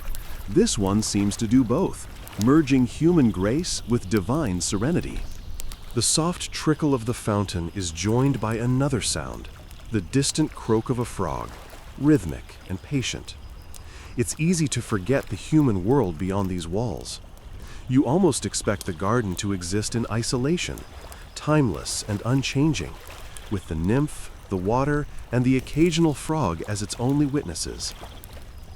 You sit back on the stone ledge, letting the quiet settle around you. The sky above is darkening to a rich indigo, stars faintly beginning to appear. The flicker of the villa's lamps in the distance merges with the natural nightlight, producing a subtle, shifting glow. The contrast between human craft and nature feels perfectly balanced here. A light breeze carries the faint scent of herbs from the garden beyond the wall, sage, rosemary, and lavender mingling like a gentle perfume. It brushes across your face and through your hair, grounding you in the present even as you drift into imagined history. You realize that the Romans engineered more than gardens. They engineered atmospheres. spaces that coaxed both body and mind into repose. You rise slowly, running a hand along the mosaic edge of the pool. The surface of the water catches the lamplight one last time, reflecting tiny, shimmering points of gold. You step carefully onto the path, letting your footsteps echo faintly against the stone, and follow the curve that leads you out of the nymphaeum. Somewhere behind the wall, the villa sleeps. Inside, the last diners have retreated, servants finish cleaning, and the fires die down. Here in the garden, only water, wind, and the faint life of evening remain.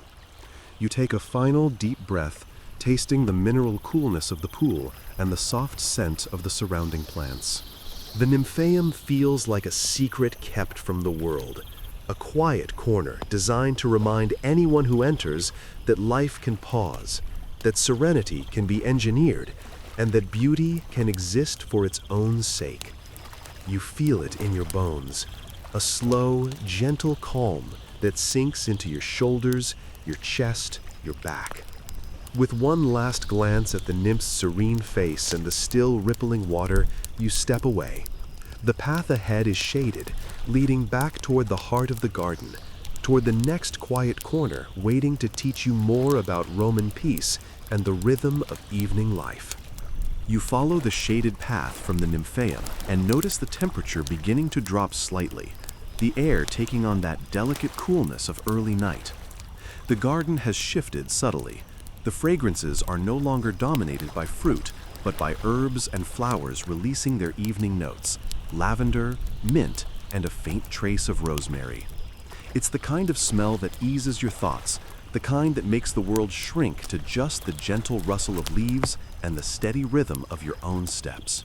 The path curves again, and you find yourself in a small grove of cypress and laurel. Their tall, narrow forms rise like sentinels, casting long, soft shadows across the ground. You can hear the faint scrape of something small, perhaps a hedgehog or a nocturnal lizard moving among the undergrowth. The Romans loved cypress for its symbolism. It represented morning and eternity, yet here it seems protective rather than somber, a living boundary between the cultivated and the wild. Between the trees, the ground is covered with fallen needles that crunch softly underfoot. The effect is almost carpet-like, muffling the sound of your movement and adding to the garden's quiet atmosphere. You bend down to touch them, feeling the texture between your fingers. They smell faintly resinous, and for a moment, you close your eyes and let the scent transport you. You glance up and notice something you hadn't seen before. Small niches built into the bases of the cypress trunks. Tiny shrines holding little clay figurines. Their features are worn, but the intention is clear.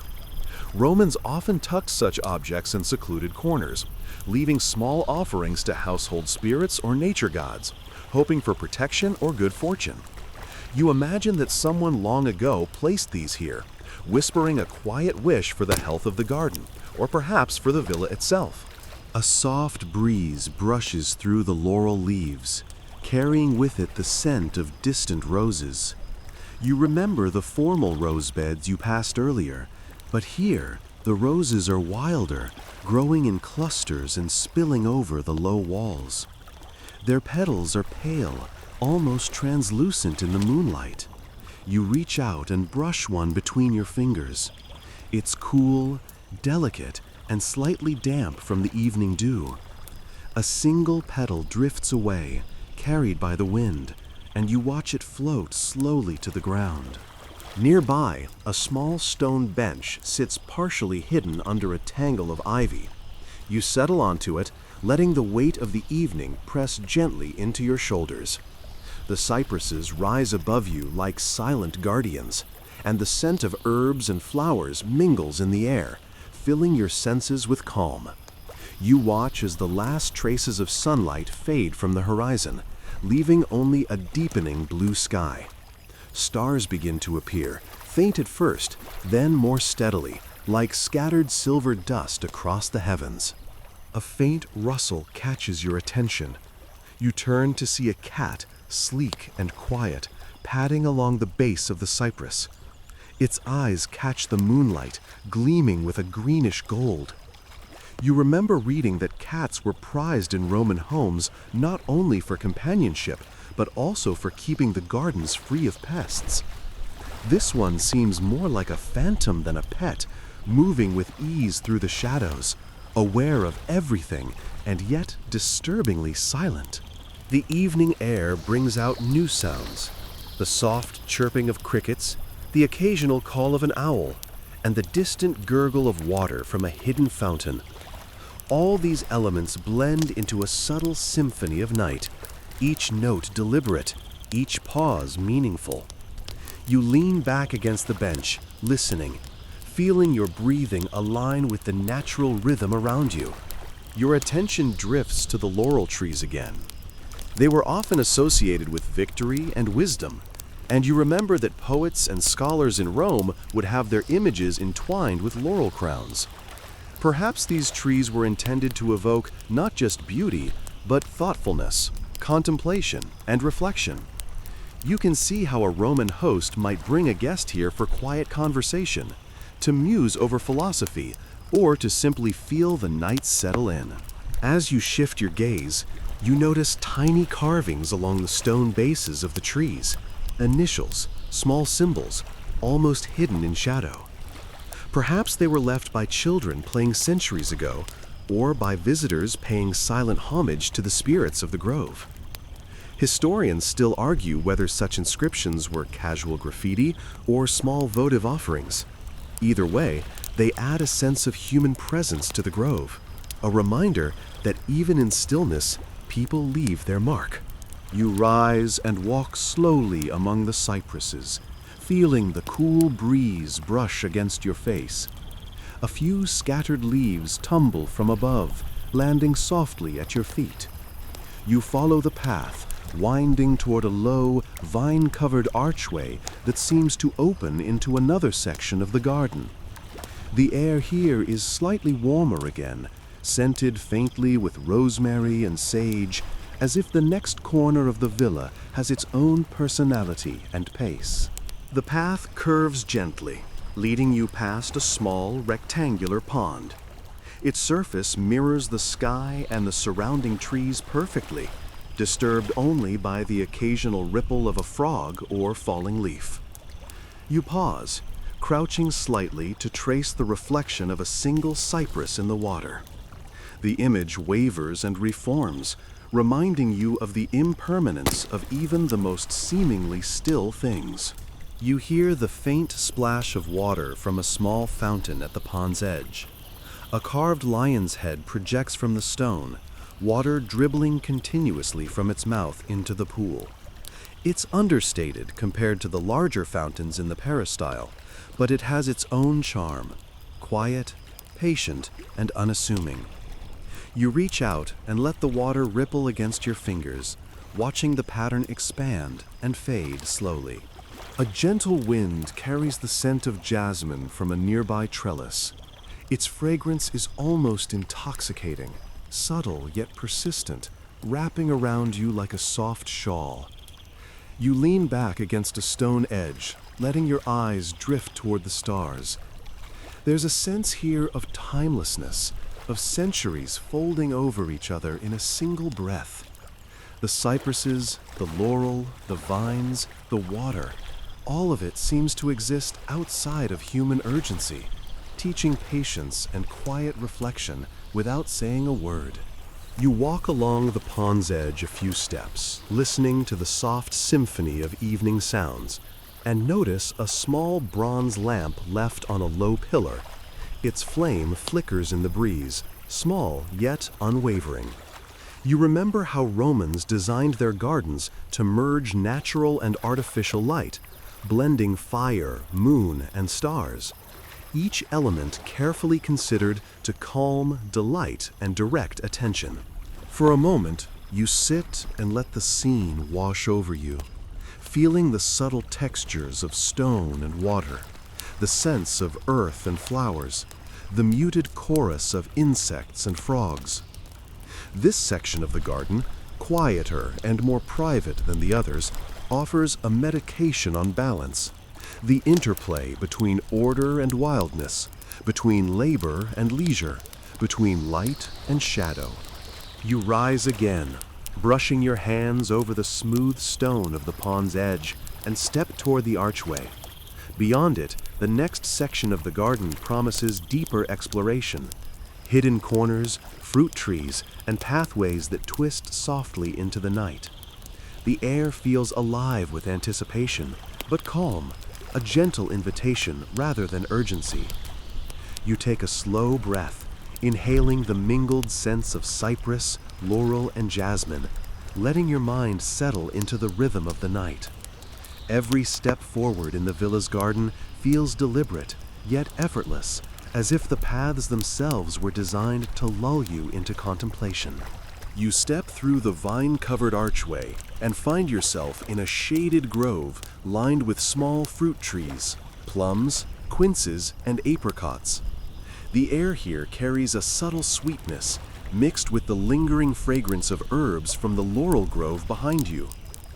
It is the sort of aroma that makes you slow your pace, that encourages your lungs to fill deeply and your shoulders to loosen.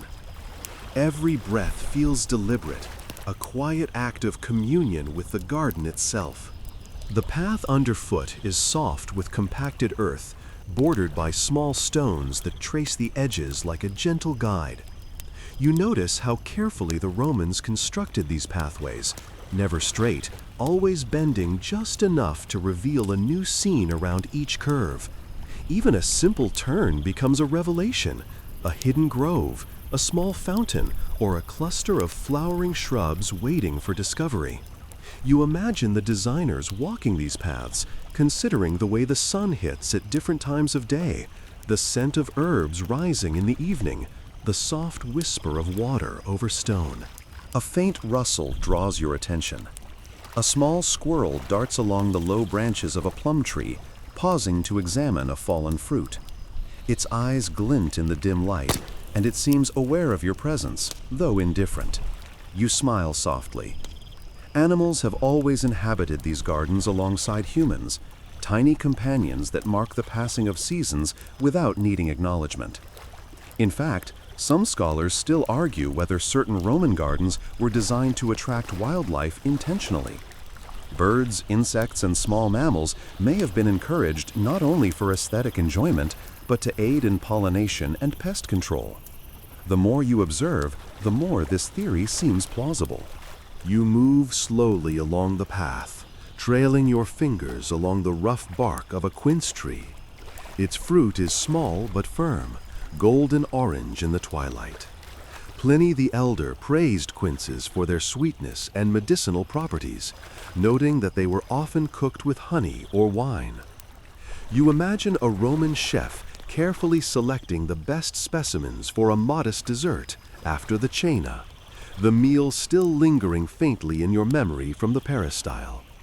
The thought of such simple indulgence feels grounding, a small pleasure shared across centuries.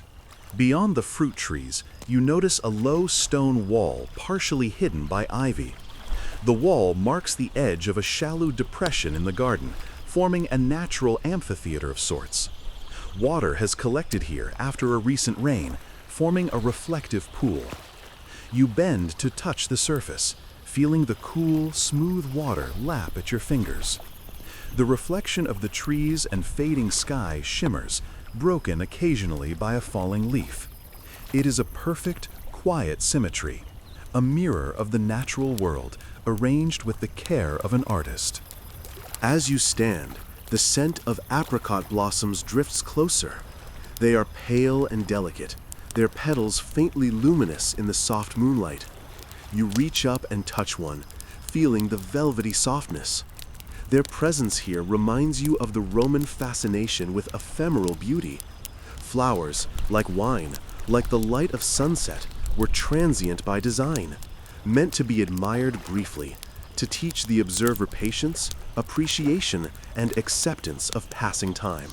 A gentle breeze moves through the orchard, rustling leaves and carrying tiny fragments of petal and pollen.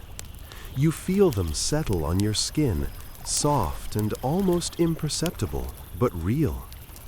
The garden seems alive in the most subtle ways.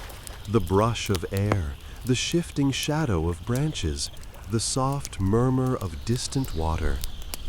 Even the smallest sensory detail feels deliberate, as if the garden were a living, breathing companion rather than a static creation. In the far corner of the orchard, you notice a small, carved bench partially shaded by a gnarled apricot tree. Its surface is worn smooth by countless hands over countless years. You sit, feeling the cool stone press against your legs. From here, the grove unfolds like a painting. Rows of fruit trees, scattered petals, the gentle arc of a vine-covered trellis in the distance. You close your eyes briefly, letting the fragrances and sounds settle into your senses. The rustle of leaves, the occasional call of an owl, the distant drip of water, it all forms a slow, meditative rhythm. You recall a quirky detail you read once. Some Roman gardeners would plant certain trees with intentional asymmetry to teach the eye to wander. The idea was that perfection bored the mind. Slight irregularities encouraged observation, attention, and reflection. You imagine the path you just walked, the careful bends, the varied heights of trees, the interplay of shadow and moonlight, and realize that even here, in this quiet orchard, that principle applies. A small bird darts from tree to tree, its wings catching the faint light. You follow its movement, noting how it pauses on a low branch to preen briefly before continuing. The Romans often included birds in their gardens not just for ornamentation, but for companionship, color, and song. You notice that even without deliberate intervention, the presence of life, small, subtle, attentive, adds a vibrancy that no fountain or mosaic could replicate alone. You rise and continue along the orchard's edge, noticing a narrow channel of water lined with clay tiles. It carries a gentle stream from a hidden source, winding past the trees before disappearing behind a trellis of climbing vines. You dip a finger into the flow, feeling its coolness. Roman gardens were famous for such hydraulic ingenuity. Channels, fountains, and pools, not merely decorative, but designed to create ambiance, encourage relaxation, and provide comfort in the warm Mediterranean evenings. Historians still argue whether these systems were primarily aesthetic or functional, but as you watch the water ripple across the tiles, it is hard to separate the two. Your path curves once more, leading you toward a small circular clearing. At its center stands a single, slender olive tree, bathed in moonlight. Its silver leaves shimmer faintly, casting delicate patterns on the earth below. You pause, captivated by its quiet dignity. The olive tree, as you recall, symbolizes peace, wisdom, and endurance, qualities deeply valued in Roman thought. Its presence here, solitary yet radiant, feels deliberate, a reminder that even within abundance, moments of singular focus provide calm and reflection. A faint rustling catches your attention again. A small rodent scurries across the ground, vanishing under the roots of the olive tree. You chuckle softly. Life persists quietly alongside human design, often unnoticed, yet it adds texture and rhythm to the evening. The Romans understood this interplay of cultivated and wild, orchestrated and spontaneous. It is evident in every corner of this villa, in every shadow and scent. You take a slow breath, letting the fragrances of apricot, plum, and olive fill your lungs. The air is warm enough to be comforting, but cool enough to soothe the day's lingering heat. Each inhalation feels deliberate, each exhalation a soft release. You notice how the moonlight dances across the leaves, how the shadows shift imperceptibly, and how the garden seems to pulse with life that is patient, gentle, and eternal. As you step toward the next section of the garden, you glance back at the olive tree. It stands solitary, yet steadfast, a quiet anchor amidst the orchard's gentle chaos. The moonlight highlights its branches, and you feel an unspoken sense of continuity. The garden persists, its patterns and rhythms unchanged, even as centuries pass. You continue along the path, the earth soft underfoot, the subtle perfume of blossoms guiding your way. Somewhere in the distance, the faint murmur of water calls to you again, inviting you onward. The night deepens, shadows lengthen, and the garden slowly unfolds, revealing the next quiet corner, the next hidden path, waiting to teach you the gentle rhythms of Roman life, one step at a time. You follow the winding path beyond the solitary olive tree, and the scent of the orchard gives way to something earthier, more grounded. The soil is rich here, slightly damp from recent watering, and the faint aroma of herbs, thyme, sage, and a hint of mint mingles with the heavier perfume of ripening fruit. The path narrows, flanked by low hedges, and a gentle rustle greets you as you move, as if the garden itself is aware of your presence. The path opens into a secluded courtyard, a hidden garden within the larger villa grounds. A low stone wall surrounds it, covered with climbing vines, and in the center sits a circular basin filled with water so still it mirrors the twilight sky. The faint reflection of cypress and laurel trees edges the basin, mingling with the first stars that have begun to appear. You kneel beside the water, letting your fingers disturb the surface lightly. Tiny ripples spread outward, catching the last light and fading slowly, a meditation made visible. Nearby, a small fig tree leans over the wall, its branches heavy with fruit. You reach up, brushing one of the ripest figs gently against your palm. The skin is warm, slightly soft to the touch, and the faint sweetness in the air promises flavor, though you resist tasting it. Figs were not just a treat in Roman culture, they were symbolic too, representing fertility and prosperity. The trees themselves were often considered sacred, linked to stories of Rome's founding and early legends. You imagine the villa's owner or gardener walking these paths, picking the best fruit and pausing to appreciate the small perfection of each fig. A subtle sound draws your attention, a small trickle of water from a hidden spout at the edge of the basin. The stream is soft, almost imperceptible, yet it completes the courtyard's atmosphere. Romans prized such hidden water features. They were designed not just for irrigation, but to create pockets of calm, ambient sound. Historians still argue whether the primary intent was practical or aesthetic. But sitting here, listening to the tiny waterfall, it feels both functional and enchanting. You step around the basin and notice small, irregular stones forming a mosaic pathway. The tiles are smooth, worn by generations of footsteps, and each pattern seems carefully considered. Some depict leaves and vines, others simple geometric shapes. You crouch, tracing the surface with your fingertips, noting the subtle artistry. In Roman gardens, such mosaics weren't mere decoration. They guided visitors' attention, drawing the eye along paths and toward points of interest, subtly shaping the experience of moving through the space. As you rise, a gentle breeze moves through the courtyard, carrying with it the scent of lavender from a low planter near the wall. The fragrance mingles with the heavier tones of the orchard beyond, layering the air in complex, soothing notes. You notice a small cat, sleek and quiet, slipping between the hedges. Its presence is unobtrusive, yet it adds life and rhythm to the courtyard. Cats were common in Roman villas, valued for controlling pests and admired for their grace. This one pauses, arches its back, and disappears into shadow before you can focus. Your gaze drifts to the far edge of the courtyard, where a small wooden trellis supports climbing vines. Grapes hang heavy, pale green, and dappled with moonlight. You recall the earlier orchard, where larger vines stretched along rows, But here they are intimate, personal, almost private. Romans often used trellises to create shaded spaces, protect fruit from harsh sun, and add layers of vertical interest to their gardens.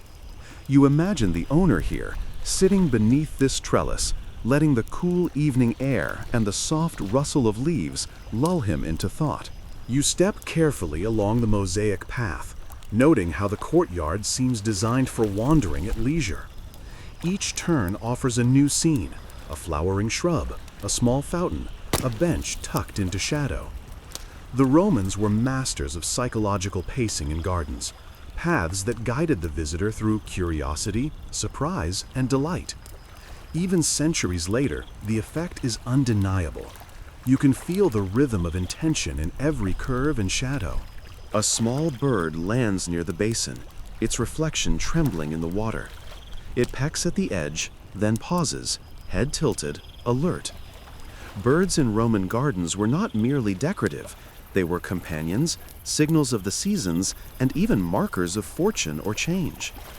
You smile at the tiny observer, sensing that life persists quietly alongside human cultivation, bridging past and present effortlessly. You pause at the edge of the courtyard, noticing a shallow alcove carved into the wall. Inside rests a small clay figurine, weathered and partially obscured by moss. It is a nymph, or perhaps a minor deity, and you can see traces of pigment still clinging to her surface. Romans often placed such figures in quiet corners, offering prayers or symbolic protection for the garden and those who walked it.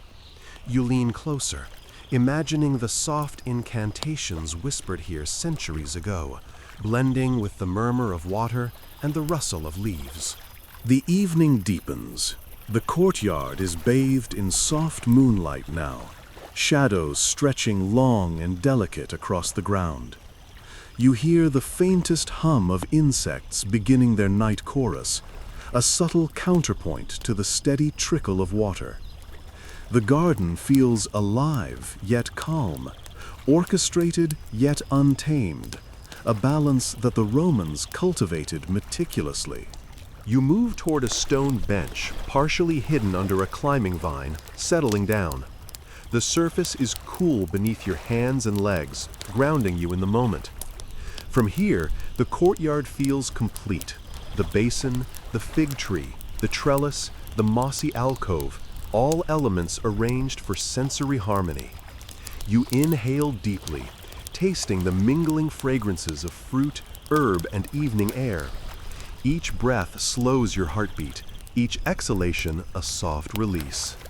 Romans often debated whether such gardens should mimic wild nature or impose strict order. Some argued that untamed, naturalistic layouts reflected virtue and philosophy, while others insisted that symmetry and control demonstrated refinement and mastery. Sitting here, you realize that this courtyard embodies both ideas. Carefully designed, yet overflowing with the quiet freedom of living plants, insects, and water. You rise again and trace the path toward a small, narrow exit at the far corner. A gentle slope leads downward, where another section of the garden waits, perhaps with flowering shrubs, hidden fountains, or quiet corners for reflection.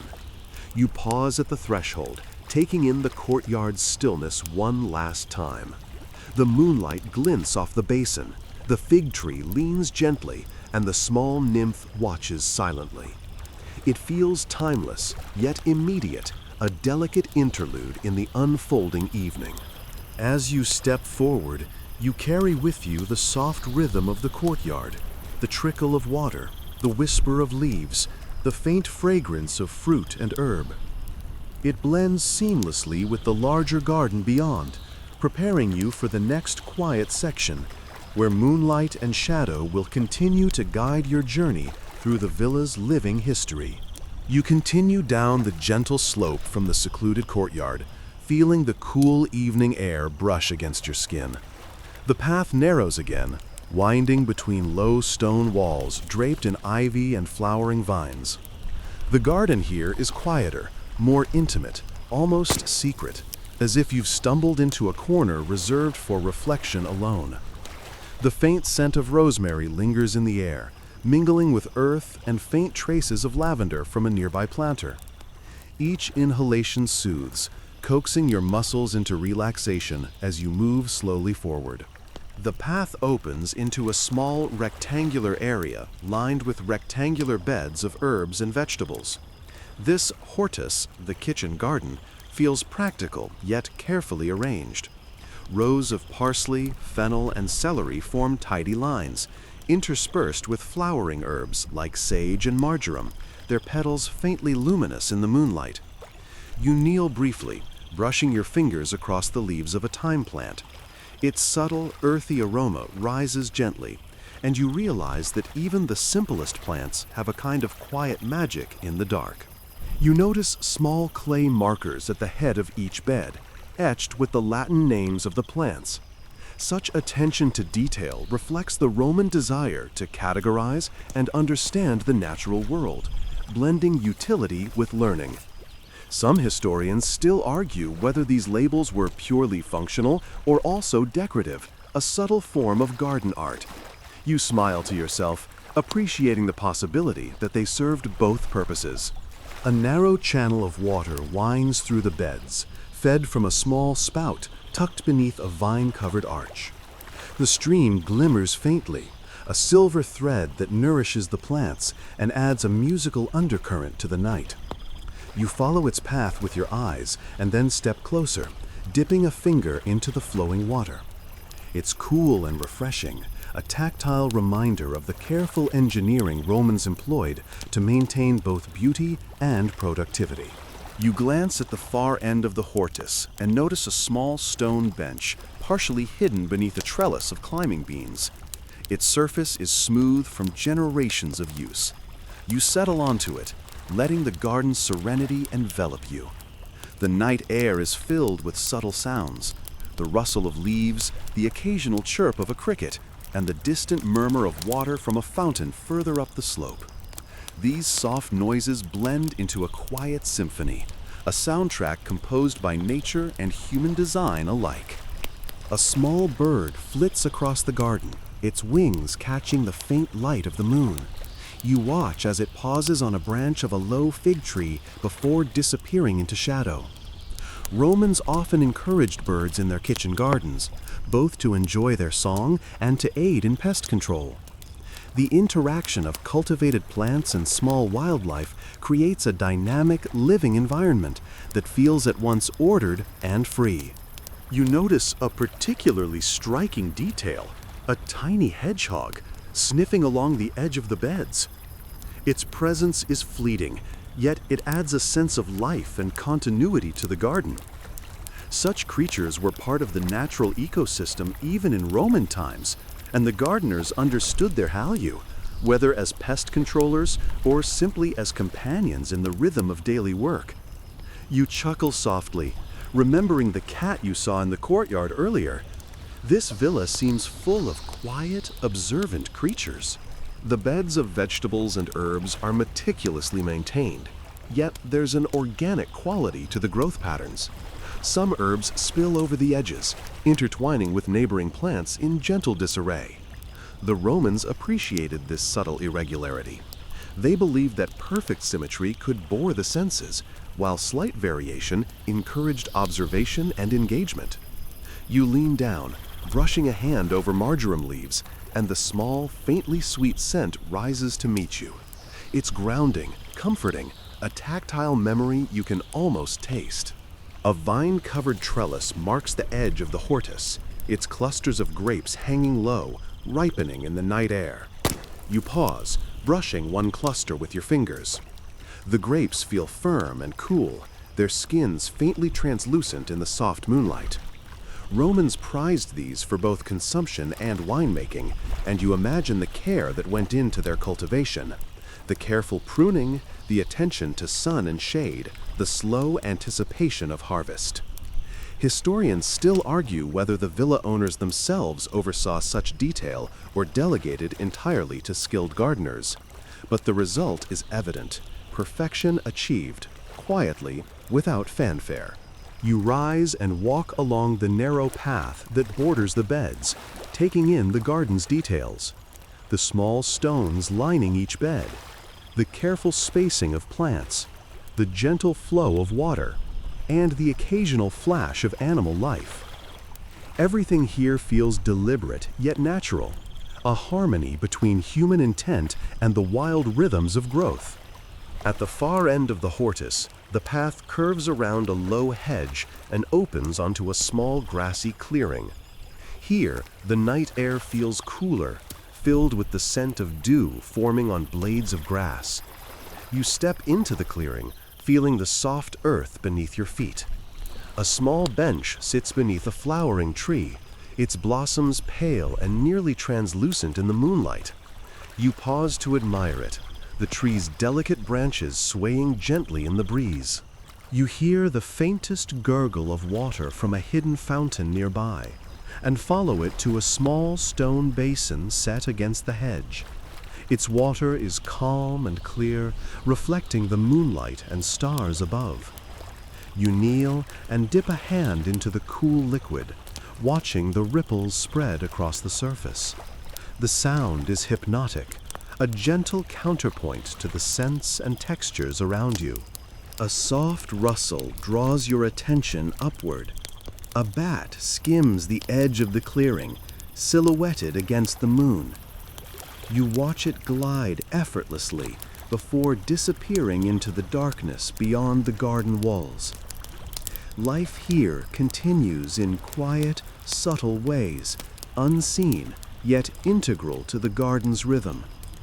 Even the smallest movement contributes to the overall sense of harmony. You settle onto the bench beneath the flowering tree, letting your hands rest on your knees and your eyes follow the shifting shadows. The garden has shifted again. The hortus, the hidden courtyard, the orchard beyond, each section with its own scent, texture, and rhythm. Everything is connected, flowing together seamlessly into the evening. The moon has risen higher now, casting silver light across the garden. The herbs and fruit trees glimmer faintly, their leaves and petals catching the glow. The sound of water, the rustle of leaves, the subtle movements of nocturnal creatures all blend into a slow, soothing cadence. You feel the calm settling deep into your body, each breath synchronized with the quiet pulse of the villa at night. You take one last deep breath, savoring the mingling scents of rosemary, lavender, thyme, and ripe fruit.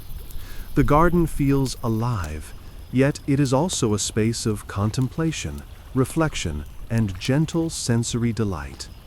You rise slowly from the bench, brushing your hands lightly along the vines, and step toward the next path. The evening continues, a slow unfolding of discovery and serenity, leading you toward the final corners of the villa's living history. You leave the hortus behind, following the gentle curve of the path toward the last section of the villa's gardens. Here, the air feels cooler still, filled with the faint, delicate fragrance of jasmine and honeysuckle.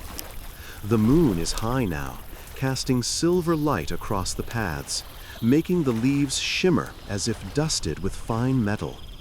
Each step is soft against the earth, muffled further by the occasional fallen petal that cushions your stride. This corner feels deliberately secluded, designed for reflection, for solitude, for the quiet appreciation of night's rhythm. The path opens into a large circular lawn, bordered by low hedges that create a natural amphitheater of sorts. You pause at its edge, noticing how the moonlight paints subtle patterns on the grass. Shadows of trees sway gently, choreographed by the breeze. The villa itself is mostly out of sight here. You feel a comforting distance from human presence, as if the garden itself has swallowed you into a private moment of timelessness. A small fountain sits at the center of the lawn, understated but elegant. Water spills in gentle arcs from a bronze spout into a shallow basin, producing a soft, hypnotic sound. You kneel beside it, tracing the rim with your fingers and watching the ripples dance in concentric circles. There is a subtle interplay of light and movement that the Romans clearly understood. Water reflects and refracts, catches moonlight, and adds life to stillness. The effect is calming, almost meditative, coaxing your thoughts into a slower, more deliberate rhythm. You notice a lone olive tree standing near the edge of the lawn. Its silver leaves shimmer softly, and its gnarled branches suggest centuries of growth, endurance, and quiet observation. You approach it and run your hands along the textured bark, feeling the grooves and knots beneath your fingers. The olive, as always, evokes peace and continuity, a living anchor in the garden's flowing design. You imagine sitting here for hours, letting the night settle around you, letting the wind carry away the residue of daily life. A small bench nearby, partially hidden beneath a trellis of climbing roses, invites you to sit. You oblige, sinking onto its cool stone surface. The scent of flowers mingles with the earthy aroma of the lawn, and the faint hum of insects rises subtly from the undergrowth. Somewhere nearby, a nightingale begins a low, lyrical song, its voice weaving through the garden's rhythm. You close your eyes briefly, letting every sense absorb the tranquility. You recall the playful details that make Roman gardens unique: tiny statues tucked into corners, inscriptions etched into stone, sculpted fountains, and hidden water channels. Historians still argue whether these touches were primarily decorative, symbolic, or instructional, but here their purpose seems simple: to delight, to surprise, to coax the visitor into slow, thoughtful observation. You imagine the villa's occupants walking these paths centuries ago, discovering these little wonders as you have, their evenings punctuated by the gentle interplay of water, fragrance, and shadow. A gentle breeze carries the faint rustle of leaves, moving like a whisper through the garden. You notice the subtle glow of fireflies among the rose trellis, blinking sporadically, ephemeral sparks in the soft dark. Their presence feels magical, a quiet reminder that life persists even in stillness. You watch them for a while, allowing your gaze to drift lazily, unhurried. A small cat emerges from the shadows, weaving through the roses and pausing to sniff the edge of the fountain. Its sleek movements are careful, unhurried, yet fully aware of every rustle and glint in the moonlight. You chuckle softly, recalling the cat you saw near the courtyard and the hedgehog in the hortus, companions of the garden, bridging the human and natural worlds seamlessly. The garden's design becomes even more apparent as you take in the full scene. The circular lawn, bordered by hedges and punctuated by trees and fountains. Pathways that curve gently to reveal new experiences, and subtle details that reward slow, attentive observation. Every element seems orchestrated to encourage reflection and calm, a tactile and visual lullaby for body and mind. You rise and walk slowly toward a hidden path along the far edge of the lawn. Small flowering shrubs brush against your hands, releasing faint scents with each touch. Tiny petals settle onto your shoulders, almost imperceptible but grounding. You pause to listen. The soft gurgle of the fountain, the distant rustle of leaves, the quiet night chorus of insects and frogs. It all blends into a subtle, almost imperceptible rhythm, a lullaby of the villa itself.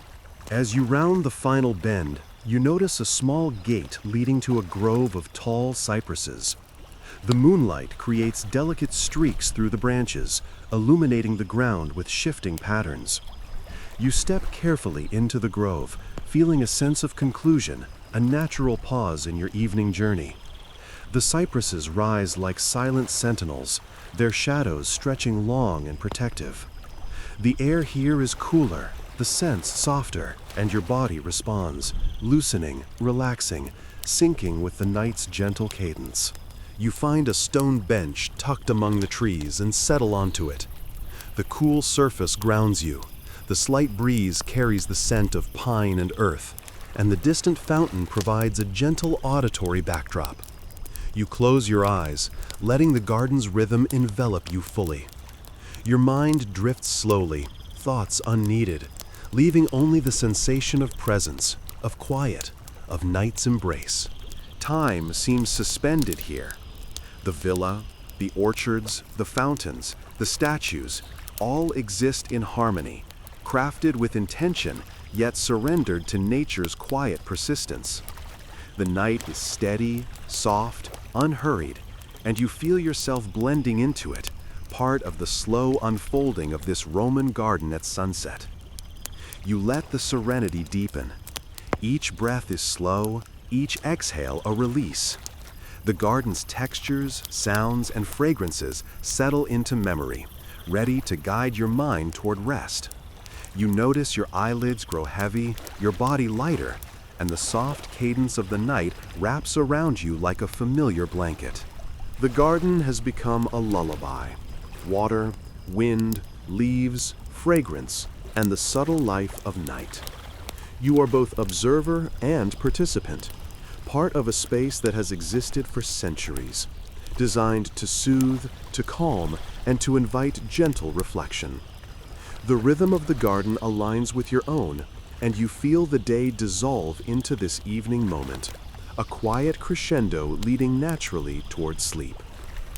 Now, dim the lights, maybe turn on a fan for that soft background hum, and let's ease into tonight's journey together. You settle fully into the bench beneath the cypresses, letting the cool stone and soft night air cradle your body. The scents of jasmine, lavender, and rosemary mingle gently, wrapping around you in a quiet embrace. The sounds of water and distant rustling fade into a steady, hypnotic rhythm. You allow yourself to sink into this calm, feeling the tension of the day drift away with every exhale. The moonlight bathes the garden in silver, softening edges, blending shadows into a gentle haze. Each plant, each flower, each ripple of water seems to pulse slowly, in tune with your breathing. Time feels suspended. The world beyond the villa, with its noise and rush, is distant, almost forgotten. You are here, present, carried by the night. Tiny creatures move quietly around you. A bat flitting overhead, a cat weaving silently through vines, frogs calling softly near hidden pools. Their presence is subtle, unobtrusive, a reminder that life persists gently alongside stillness.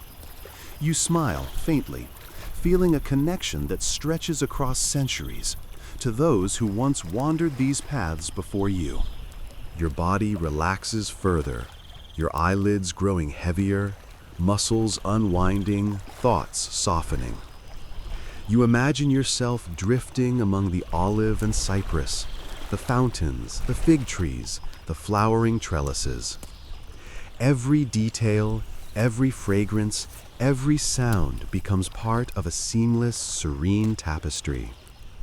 You feel safe, held by the garden, embraced by the night, and ready to surrender fully to rest. Take one last deep breath, letting it linger, letting it carry the tranquility of the Roman garden into the quiet of your own mind. The world slows, the garden hums gently, and sleep begins to rise, soft and patient, ready to carry you into dreams. End of script. Sweet dreams.